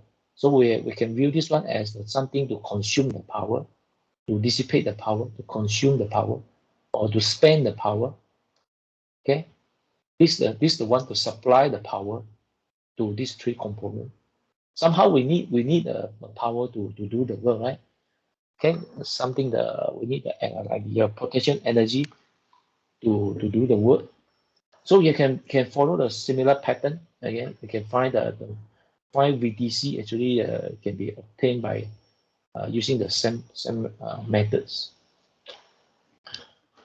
Okay, the last one is the current control current source. This one we already show you, right? So this arrow means the current source, and this current source is controlled by another current I2. So this described as a current control current source. And when it comes to the resistance over a wire, flowing through a wire, conductor, we call it a conductor. Actually, we can actually calculate the total resistance of any conductor. If we know the total area of the conductor, the copper wire, for example, if we know the total area and we know the length of this conductor, we just use this formula. R resistance is equal to this. This is a constant tied to certain material. Every material they have their own constant value. For example, the best one is a gold, followed by silver, and followed by the copper, right? Or aluminum or copper, I forgot already. So every material has their own this value, the P value. Okay, so the P value here, if you know the P value, the resistivity. It's called the resistivity material. You can do a quick search here. Let me try. You can do the quick search. Okay, copper resistivity. So this is a p-value here. Is the number is very small actually. You see the 1.68 times 10 to the power of -8. And if you compare to aluminum, aluminum has a slightly more resistive, to resist the flow of current. If you compare the gold should have a lower number, right? So golds have 2.44, but this is a power 7 only. Okay, anyway, we want to go the resistivity here. Gold is the 282 here, so 244. 244. 244. Copper 1.7. Oh yeah, copper is cannot be better resistant, right? Copper is 1. Let me see 1.7, 2.4. But this is much smaller, right? This is much smaller. Because this is -8. Negative is the thing is different. We have more negative value means it's less resistant, right? Okay, and more negative value, less resistant. So this one has higher value, that means it's not good resistant, right? When it comes to the conductivity. Okay, a bad conductor usually has the very high resistivity. Okay, but this doesn't make sense here actually. Never mind. Okay, you have to take this number we call the p-value. You can calculate the total resistance along any conductor. And this one I think most of you know, right? This one is to how to read the resistance value of any resistor coming in this form. We call the DIP package. The DIP package usually we have up to minimum of 3 band, or sometimes we have 4 band or 5 band. So for this case, you can see we have 1, 2, 3, 4, 5. We have 5 band, and the first band you can read if the first band is in this color orange. So there is a 3. Second band is yellow. Sorry, second band is the white. So white is the 9. So we have a 3, 9, and then the third band is a multiplier. There's a power 2 or power 3. So in this case, it's a gold. Looks like no, looks like orange. I think this is a red. Sorry, this is a red. This is orange. I think. Okay, it's orange. So it's a 3. So it's a 10 to the power of 3, and then followed by the tolerance level. Usually we will not see the number 5 reliability. Usually they only print up to 4 band only. Okay, so this is how you read the resistance value. But this is not the main topic actually. Okay. So far I haven't seen any question that I want you to ask you to read the resistance band. Of course, you can usually use a Google. Google, there are many people will show you how to read the resistor. Right? There are many web pages show you how to do this. There are many examples here. You can see. You can take the example here like 3 band. If you have a 3 band one, first one is orange, and then followed by looks like brown something. Orange, and brown. So orange is 3, 0 is what? 0 is wait a minute. Oh yeah, 0 is brown. Brown is 10 to the power of 1. So 3 to the power of 1. 3 multiplied by the 10. So we get a 330 ohm. And the last one that define the tolerance. Because this color looks like white to me. Probably the white color we have the tolerance of 20%. 20% tolerance. Okay, I think this is not an issue. Let's move forward. Okay, then we have if you present a circuit like this, if you present it with a circuit like this, and you need to know where we define as a branch, node, and or loop. Okay, in a circuit, we usually we pinpoint the branch. We know where is the node and where is the loop.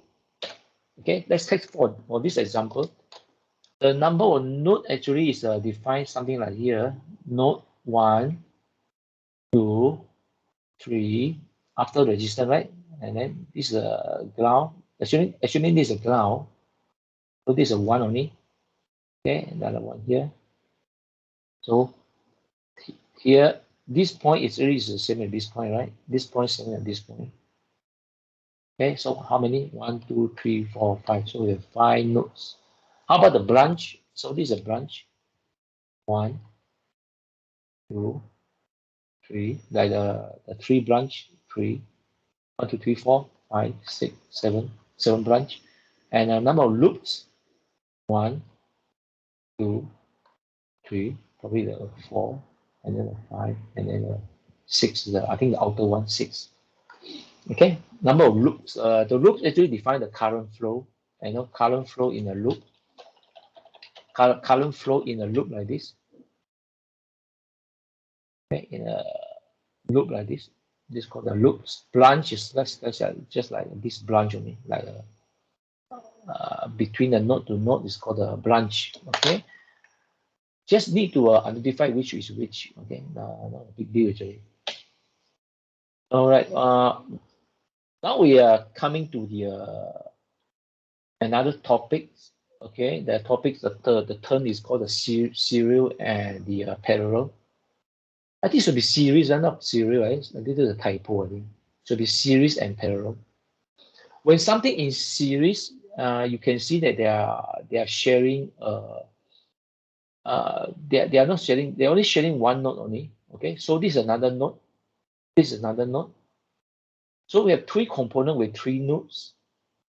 Sorry, one more time. We have 2 components with 3 nodes, and they only share one node, which is to join up these 2 components.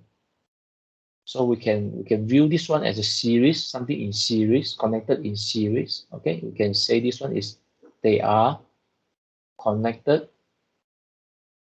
Okay, in series. Okay, let's look for another example. So this is the something connected in parallel. In parallel, how do you identify? How do you know they are in parallel?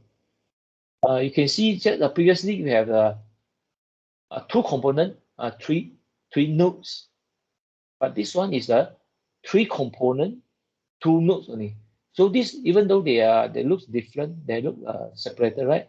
Actually, this node is same with this node. This is just a short wire only. A short wire should consider no, you can take this away. So actually, you can view these 3 as just a single node. Okay, we won't consider any resistance in the wire now to make our calculation easier. Even though there are some resistance in the wire, but they are too small to be negligible.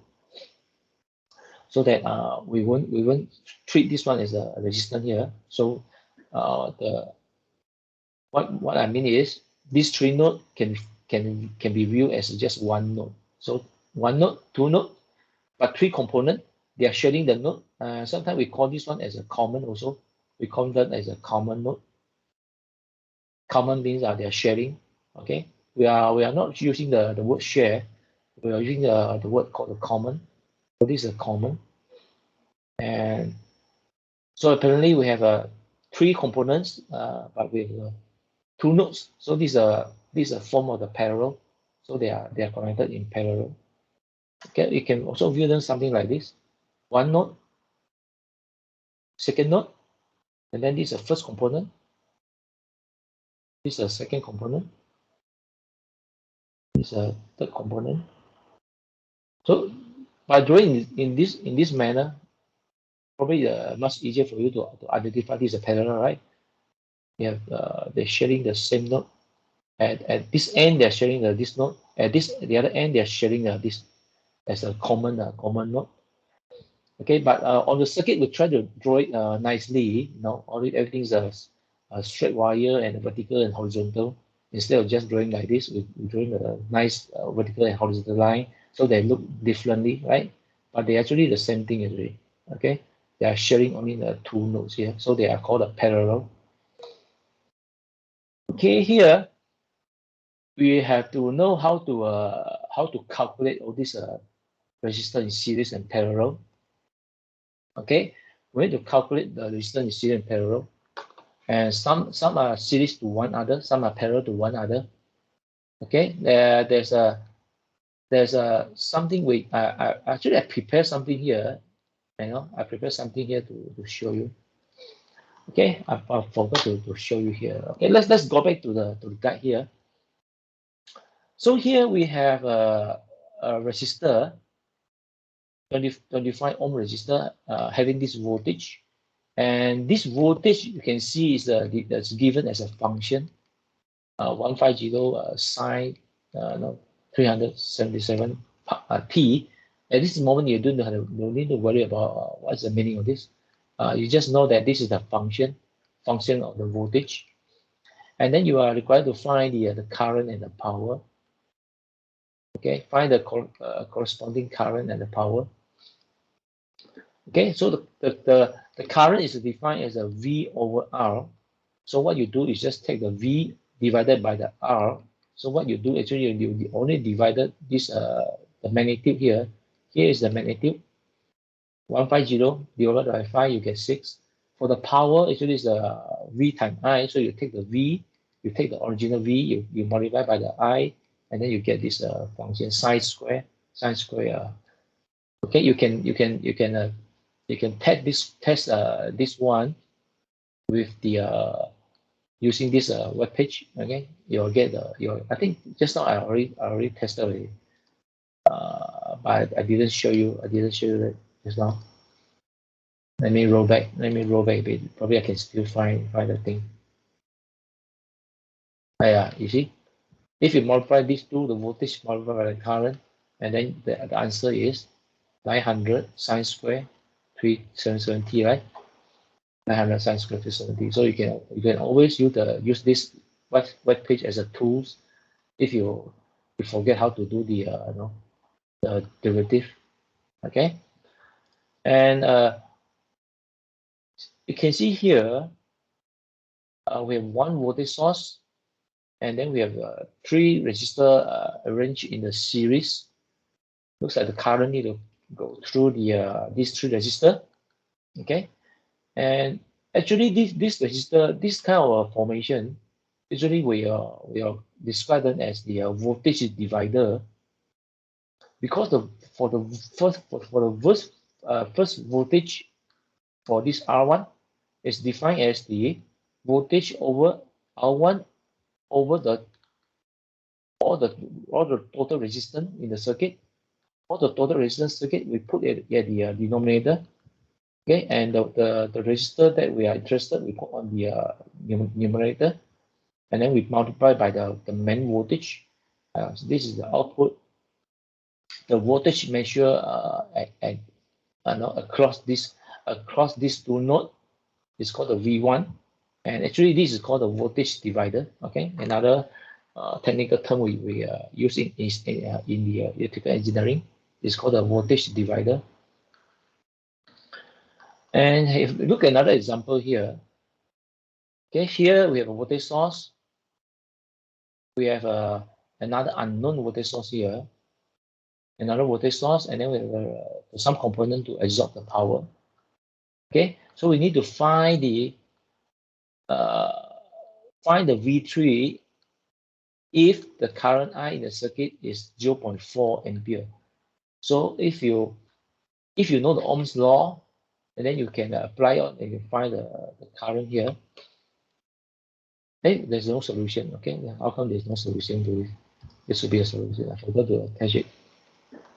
Okay, never mind. Later we come back to here. We can do that. Okay, what I want to show you here is the how to convert some circuit with a multiple resistor to a much simpler form. To a much simpler form. You can see these two are apparently they are connected in parallel, and these are not, right. And it looks like after you convert this one to a single one, they are in series. The 10 ohm is in series with this one, with these two resistors. Okay, since they are this is sharing the node, right? Okay, first what we need to do is we need to simplify this part. Okay, we simplify this part. We reduce these two into one. Okay, so we reduce this 20 into one by using the equation here. The equation for the parallel, for these two parallel circuit, what you do is you just take 20, you multiply by 20, okay, and then on the at the denominator, you just take 20 plus 20. Okay, 20 plus 20. And then you can simplify this one to 10. So these two equal to 10 ohm only. Okay, half of the original. So this 10 ohm going to be series with this one. So 10 ohm plus 10 ohm. In series, it's just plus, right? 10 ohm plus 10 ohm.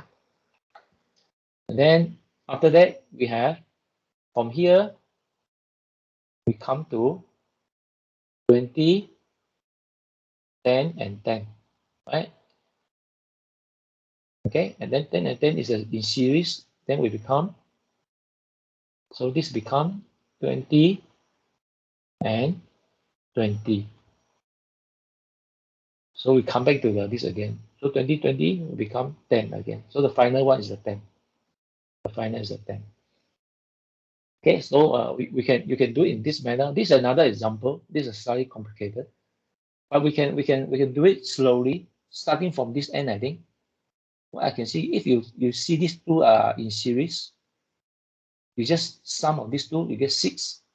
After the 6, then we solve for this parallel. Okay, after that, after these two steps, you will get like 4, 2, and then these two will convert into 1. Okay, and these two will convert into only 1 like this. These two become like this. 2 remain. 2 ohms still remain. So what is the resistance here? By using the formula, 6 multiplied by 3 over 6 plus 3. So these are 80 and 9, and we get 2 ohm, right? So 2 ohm here. Okay, and so on. And then eventually if you follow the step here, eventually you're reduced to 4 to 2.4. This is a 2 here. We just calculated 2. And the 6 we don't need to calculate, right? Just add them up. 5 plus 1, 6. And after that, these two parallel each other. We get 2.4. And then we just add up these three up. Add these three up. We get 4 plus 2.4 plus 8. We got 14.4 is the final answer. So the total resistance here, usually we write RT. Total resistance is 14.4. But this textbook uses REQ, the equivalent resistance of all the thing here. So you come to your textbook. Your textbook here is showing the Ohm's law. I think we are slightly behind here. Ohm's law is very important. Ohm's law is defined as the it's very strange actually. This slide didn't put in the Ohm's law actually. Let me write down for you. So the Ohm's law is something like this: VIR. Okay, this is a separator. So we have these 3 parameters, and then you need to know their relationship, okay, between each other. So let's start with the first one. The V is equal to IR, I times R. Okay, and the next one is I is equal to V over R. Okay, and then the R is equal to V over I, and so on. And then of course you can substitute in and convert to many other form. You can convert it to many other possible form later on. What I mean is let's say you recall the power is V times I, right? V times I. So if you substitute this V, this I, you substitute this one, V over R, and then the power also equal to V square over R, right? You can play with all these variance, all these different equation here, and you can come up with many possible many alternative solution for the power. This is based on the voltage over R. This is based on the voltage and the current. So it depends on what unknown you have. If you are given certain value, you need to find certain unknown. You take the given value and then you find the one you have, and then you just substitute in based on the Ohm's law. So this is the Ohm's law. You should be really familiar with this Ohm's law, okay?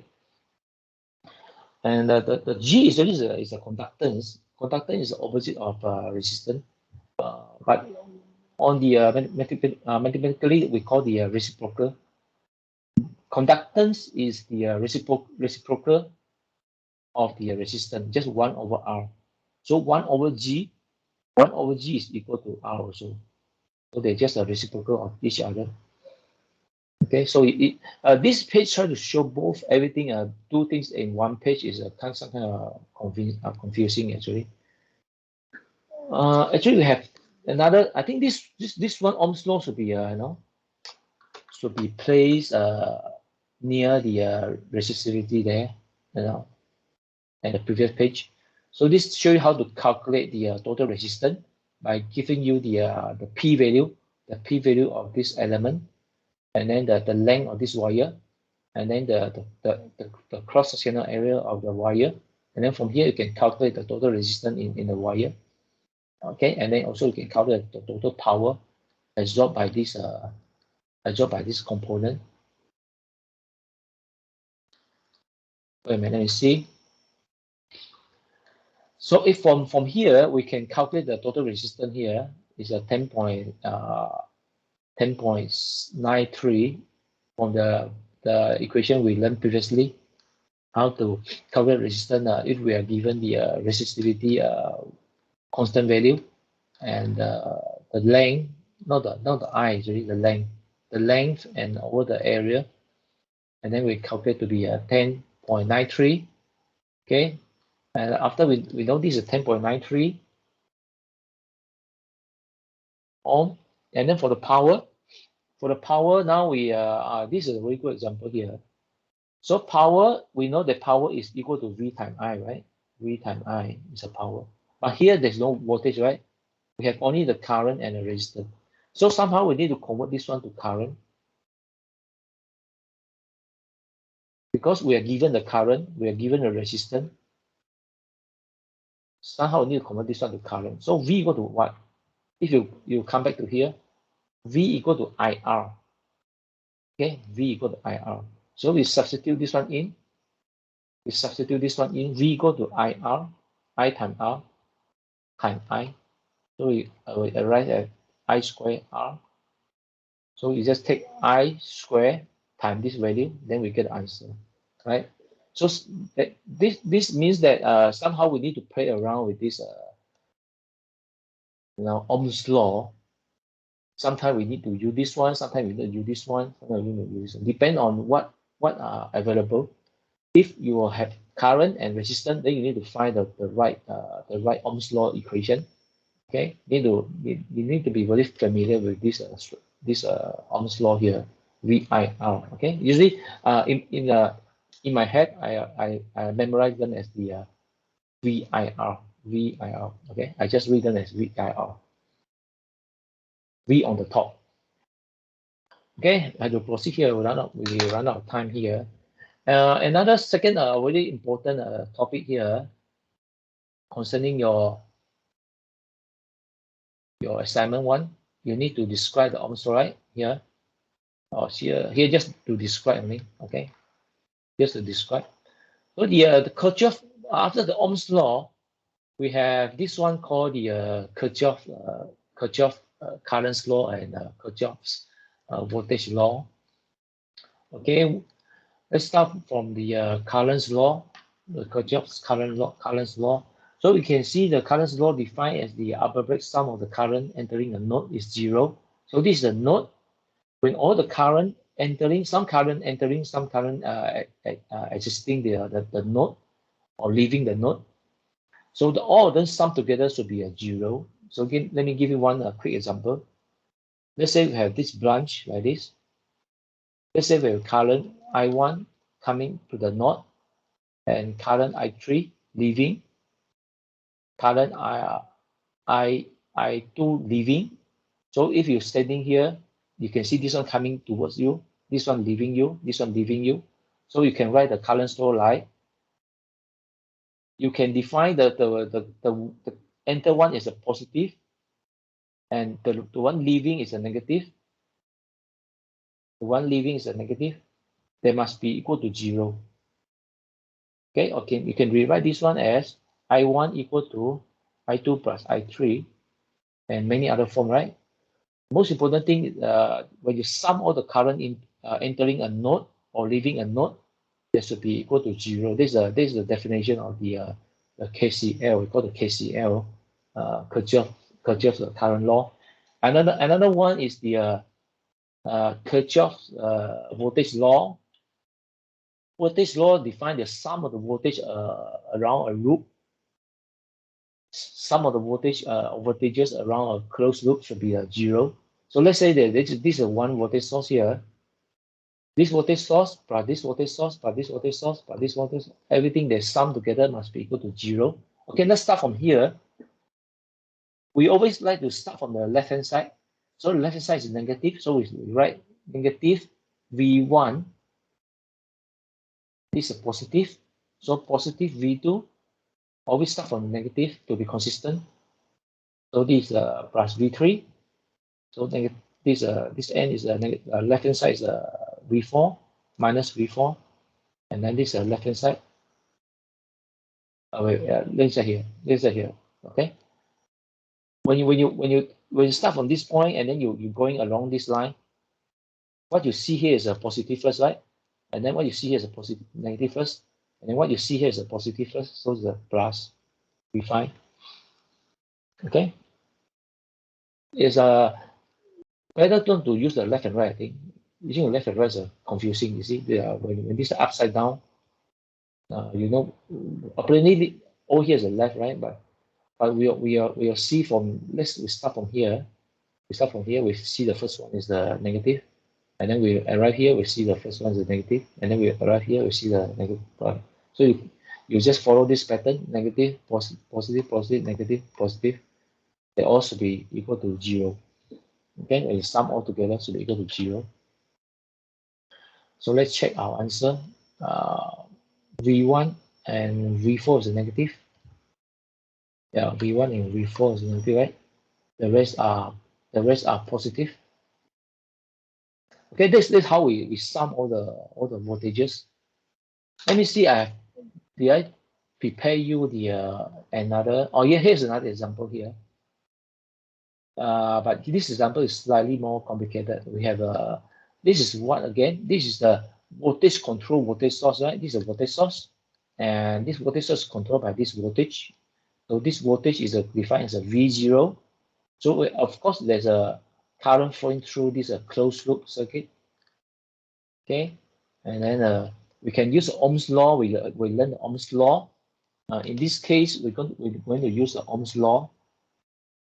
Okay, and also use the Kirchhoff's voltage law to sum all the voltages. We will not use any Kirchhoff's or current law because we have only one loop. With only one loop here, we only use the Kirchhoff's voltage law.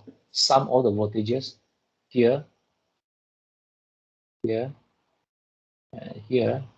Everything should be equal to 0. So you look at the formula here. Minus 12 from this end, right? Minus 12 plus 4 ohm.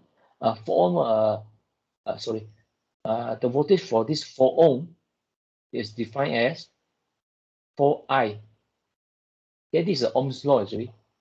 This is Ohm's law. See this is a resistor here. based on the Ohm's law, VIR, we are interested in the current, right? The current. And then the voltage for this component here is defined as voltage for the 4 ohm is equal to IR. Take this I multiplied by this R 4. So we can rewrite this one as a 4I like this, 4I. So one negative, positive, positive, negative, negative, positive, positive, negative, and then, hey, wait a minute, this should be negative, right? This should be negative by 6I. So you plus 6I here. Should be negative actually. Negative, positive, positive, 4I negative.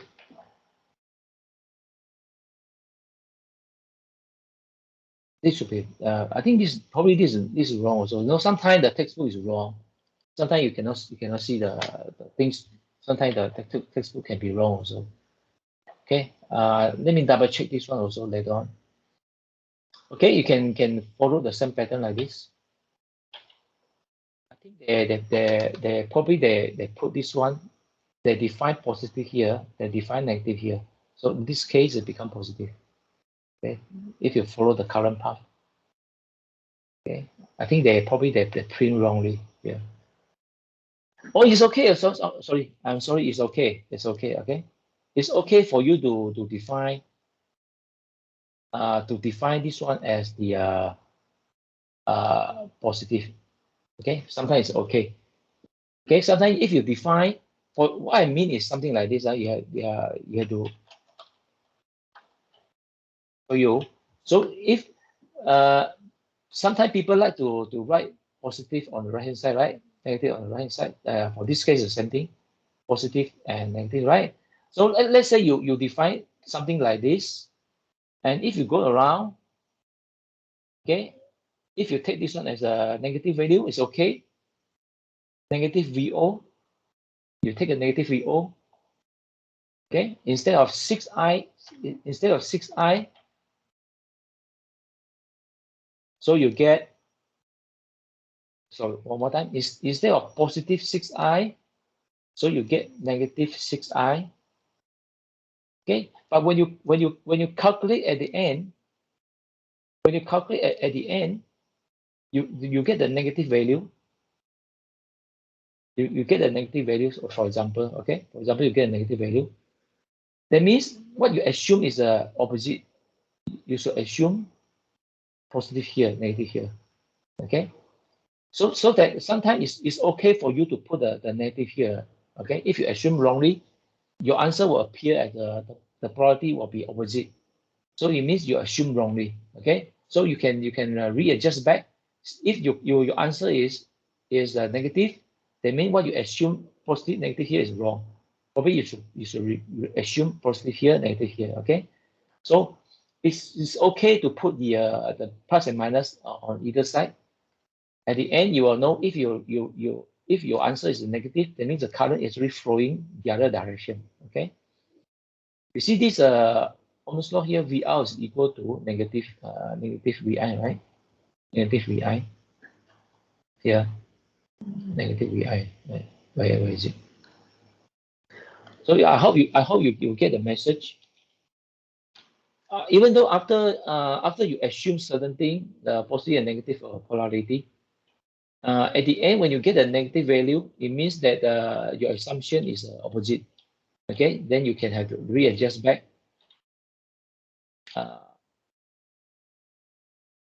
Somehow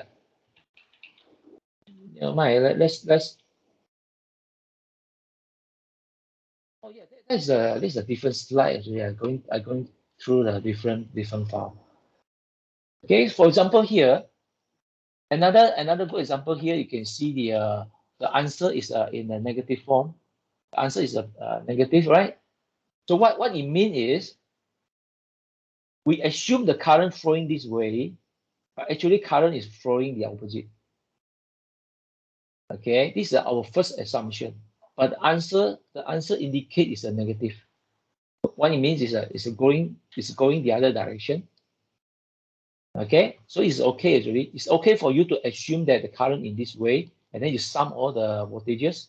But when you at the end you find that the current is negative, that means the current is actually flowing the other way around. The current actually flowing the other way around. Okay, CCW. Okay, instead of CW, it's flowing CCW. Okay, this happen all the time because for our when it comes to analysis, we always drawing clockwise like this, right? Always clockwise. But we after that, when we get the answer negative, we know that the current is anti-clockwise. Okay. So sometimes what we know actually is the absolute value. Sometimes people want to know the absolute value here. The polarity, whether it's a positive, negative, sometimes it's a secondary. Sometimes you get a negative value because you connect the wire wrongly. You connect the wire opposite. Sometimes if you're using the multimeter, if you put the red and the black wire opposite, sometimes you get a negative value. But sometimes people only look at this value, right? They know that their polarity just opposite only. So this is the point I want to put across. That is don't worry about the initially it's assumed positive, right? But actually it's a negative. Okay. But for me, of course, I will write as negative in straight away. I'll write this as a negative value because when I come here, I see the negative. Yeah, I see the negative first. So I don't know why this textbook start with a positive. You know, probably they has his own way to do this. Okay, I think we have to wrap up the rest because we run out of time here. Okay. I'll share the slide with you later on through the WhatsApp. I'll share the slide with you. Okay, you can take the one as the additional supplement sources. Okay. So here is about the same thing here is try to show you. So by applying the KCL and KVL, and together with the Ohm's law, and you're given a circuit like this. Immediately you have to imagine that there's current flowing through this loop. You can name this one as a current one. Another loop is a current flowing through this loop, right? Okay, so the current here, there's a one current here. You can assume the current flowing this way. No one can tell you where the current flow right at this moment. But you see here, since here's a ground, usually current will flow to the ground, right? To the ground instead of going out, right? Currents will not flow from the ground to the positive, right? So this is from the potential energy all the way to the ground. So it's better to assume the current flow to the ground for this branch. For this branch, I will assume flowing to the ground. For this branch also, I've shown it. I will assume it to be flowing through this one and to the ground. You know, instead of going opposite. But it's okay if you assume opposite. For example, if you assume this one to be opposite, you name it as I3. At the end, you get the I3 equal to some negative value. Then that means the current is actually this way. Okay, so it's okay to assume opposite value. Don't have to actually very worry about the direction of the current. Okay, you just need to do the normal assumption. But to predict accurately, I think is follow this better. From here to the ground. From here, this node to the ground. Because ground is the lowest point already. Lowest point. Here's the high point. Here's the potential. The potential energy supplied by the 30 watt. Here still got some potential energy even after the ohm. We still got some potential energy here. So allow the current to flow to the ground. That's why I will choose a current flow in these three directions. Okay, if you go through the pattern, you sum all the voltages and use the Ohm's law. V equal to the R times the IR or RI. Okay, it's okay. And then you use the Ohm law, you sum all the current. I1 equal to I2 plus I3. Or you rewrite another way, I1 minus I2 equal to 0 using the KCL. If you apply the voltage law and the current law and the Ohm's law, I think it's possible for you to find all the unknown here, all the unknown for the the current, the voltage across each resistor, the current flow through each resistor, and you can find everything here using the law you have learned just now, the KCL and KVL. Eventually, you can find voltage for each resistor and the current flowing through each resistor. Okay, all the unknown here.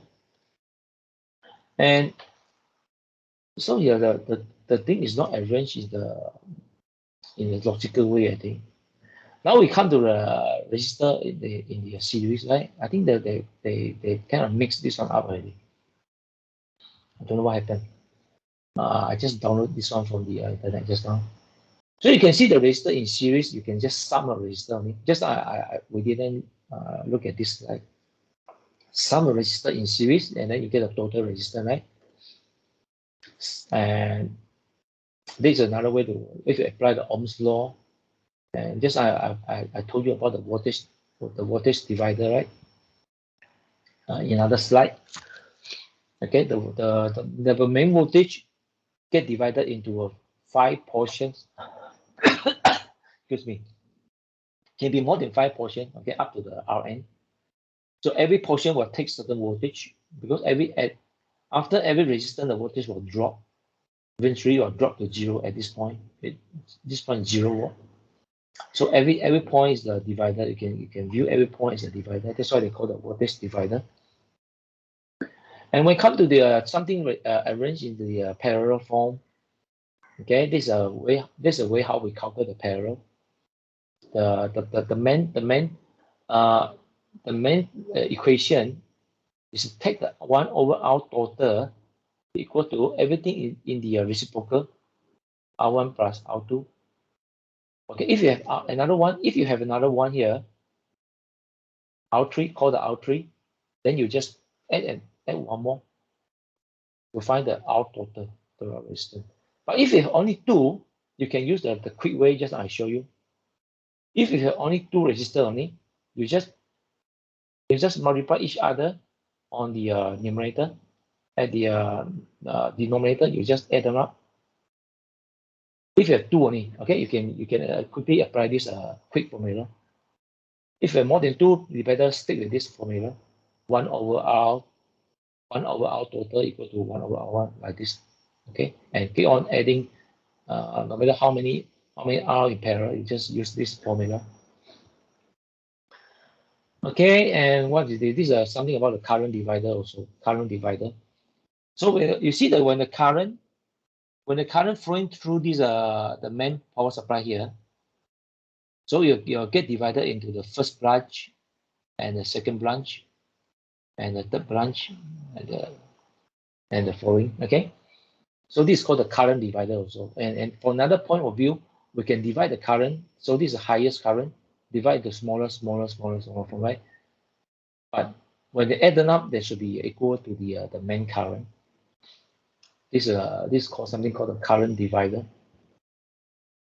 Okay, here is another example for you to practice the total resistance. So apparently we can view this wire.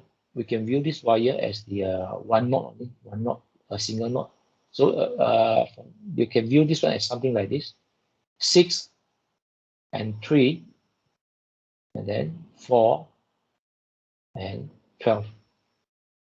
So apparently you can just parallel these two, right? Parallel these two, and at the end they are in series with this one, and then they also in series with this one. Now, this is very easy, right? So you can read through the step how they how they calculate this total resistance here. All right, the last topic here. Okay, after the last topic we can go already. Is sometimes we have the resistance appear in the very strange, very weird formation. Something like we call it delta, okay, opposite delta. This is opposite delta. Sometimes we call this one as a Y. Okay, sometimes what they call it a T formation, T configuration. And to me, actually, I view it as a Y because I dealing the 3-phase circuit a lot of times. That's why I will view this one as a y rather than a t. Okay, so y and delta.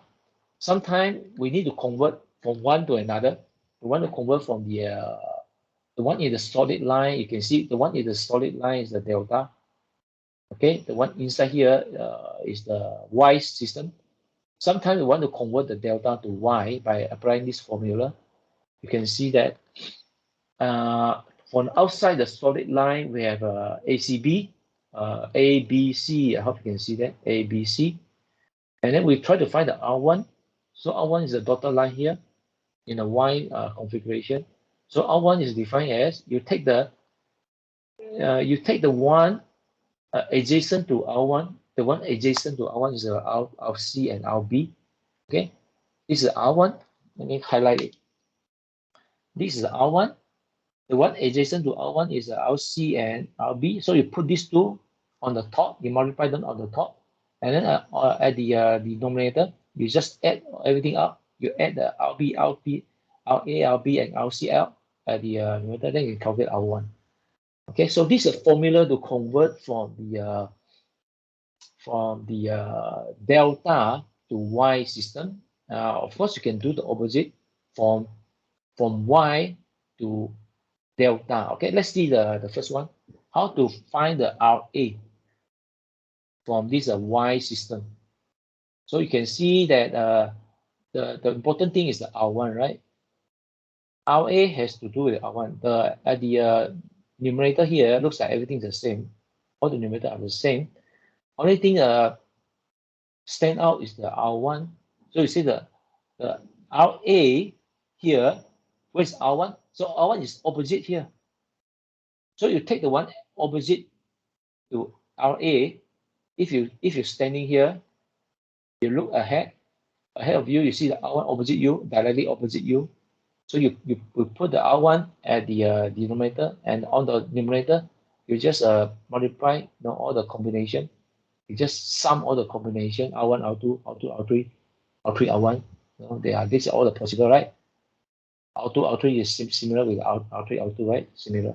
So you sum all the combination, and then you put the one more important, the one opposite to RA, you put at the denominator. You can calculate RA. Okay, this is the end already. This is the practice for you to practice how to convert this one to Y, from delta to Y. Okay. So what I want to tell you is sometimes you arrive at some funny, very weird circuit. I'll give you one example. Sometimes the circuit look like this. Okay. We have one resistor here.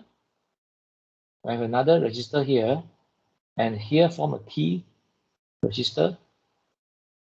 Here form another resistor. Okay, and this is open. This is open. Sometimes you arrive at this very funny situation. You can see, if you want to parallel, you want to series, you cannot just series these two, right? Because this node cannot be. You cannot say these are series, and you cannot say these two are parallel, and these two are parallel, because this one, even though it looks like parallel with these two, right? But it also looks like parallel with another one also. So sometimes you arrive at a very funny circuit like this. Okay, so it's the important thing that we can apply the formula like this. You can see the Y here, right? You can see the Y here. This branch, and this branch, they actually form the Y. Okay, if you convert this one to delta, what happened? Let me see here. If you convert the delta, if you convert this one to delta, it will looks like this one is the original. Okay, and the top is original. The top stay there, and the inner one become delta.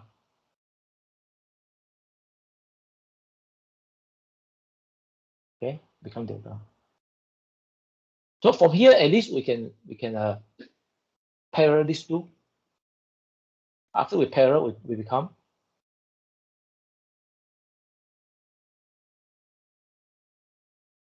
and like this. And then this becomes series already. This is series. and then series, then parallel. And then you can see that if you have something you need to solve and look really weird like this, you can apply the technique you learn here. Convert the y to convert the y. Convert the y to delta. Okay, by applying the formula like this, and then it helps you to solve the question like this. Sometimes very weird circuit configuration. Okay, I think that's all, guys. Our next session. Let me remind you one more time. Our next session will be on the 29. Okay, this is our lab session, and this lab session is for the assignment number 2. And we need to attend one more session here after the Chinese New Year, another session on the February 12th. And then you have to submit your assignment on the 18th. So you have 6 more days to prepare. Okay, so these are the date you need to take notes. Okay, these 2 dates, 29 and 12, we have to meet on these 2 dates. And after that, I have to remind you to submit your assignment 1 before 18 February. Okay, guys, any question you want to ask, or I have to go now because the time is up already. Okay. So if you are okay, then yes. Our lab is online tutorial also, right? Yes, the lab we are doing online, and if you want to know now, I can let you know now. You can come to this. You can come to this website and then register yourself account. Okay, it's called the Multisim. You come to this website, Multisim. You can register a free account, and then when the day comes on the 29th, we are straight away using this account to simulate our question, to do the simulation. Okay. So you have to get yourself a PC. Probably some of you are attending this session using your handphone, but when you come to your lab session, you have to use a normal PC, which can at least access the website like this. You can, if your PC can load this page, then it should be okay. I think you can use that to for your lab session. Okay. Any questions? Any other questions? All right. Looks like everyone okay. Now I'll see you guys on the 29th. Okay, guys. Okay, bye sir. bye. Thank you. Bye bye. Okay. Bye bye. Okay, bye, sir. Bye.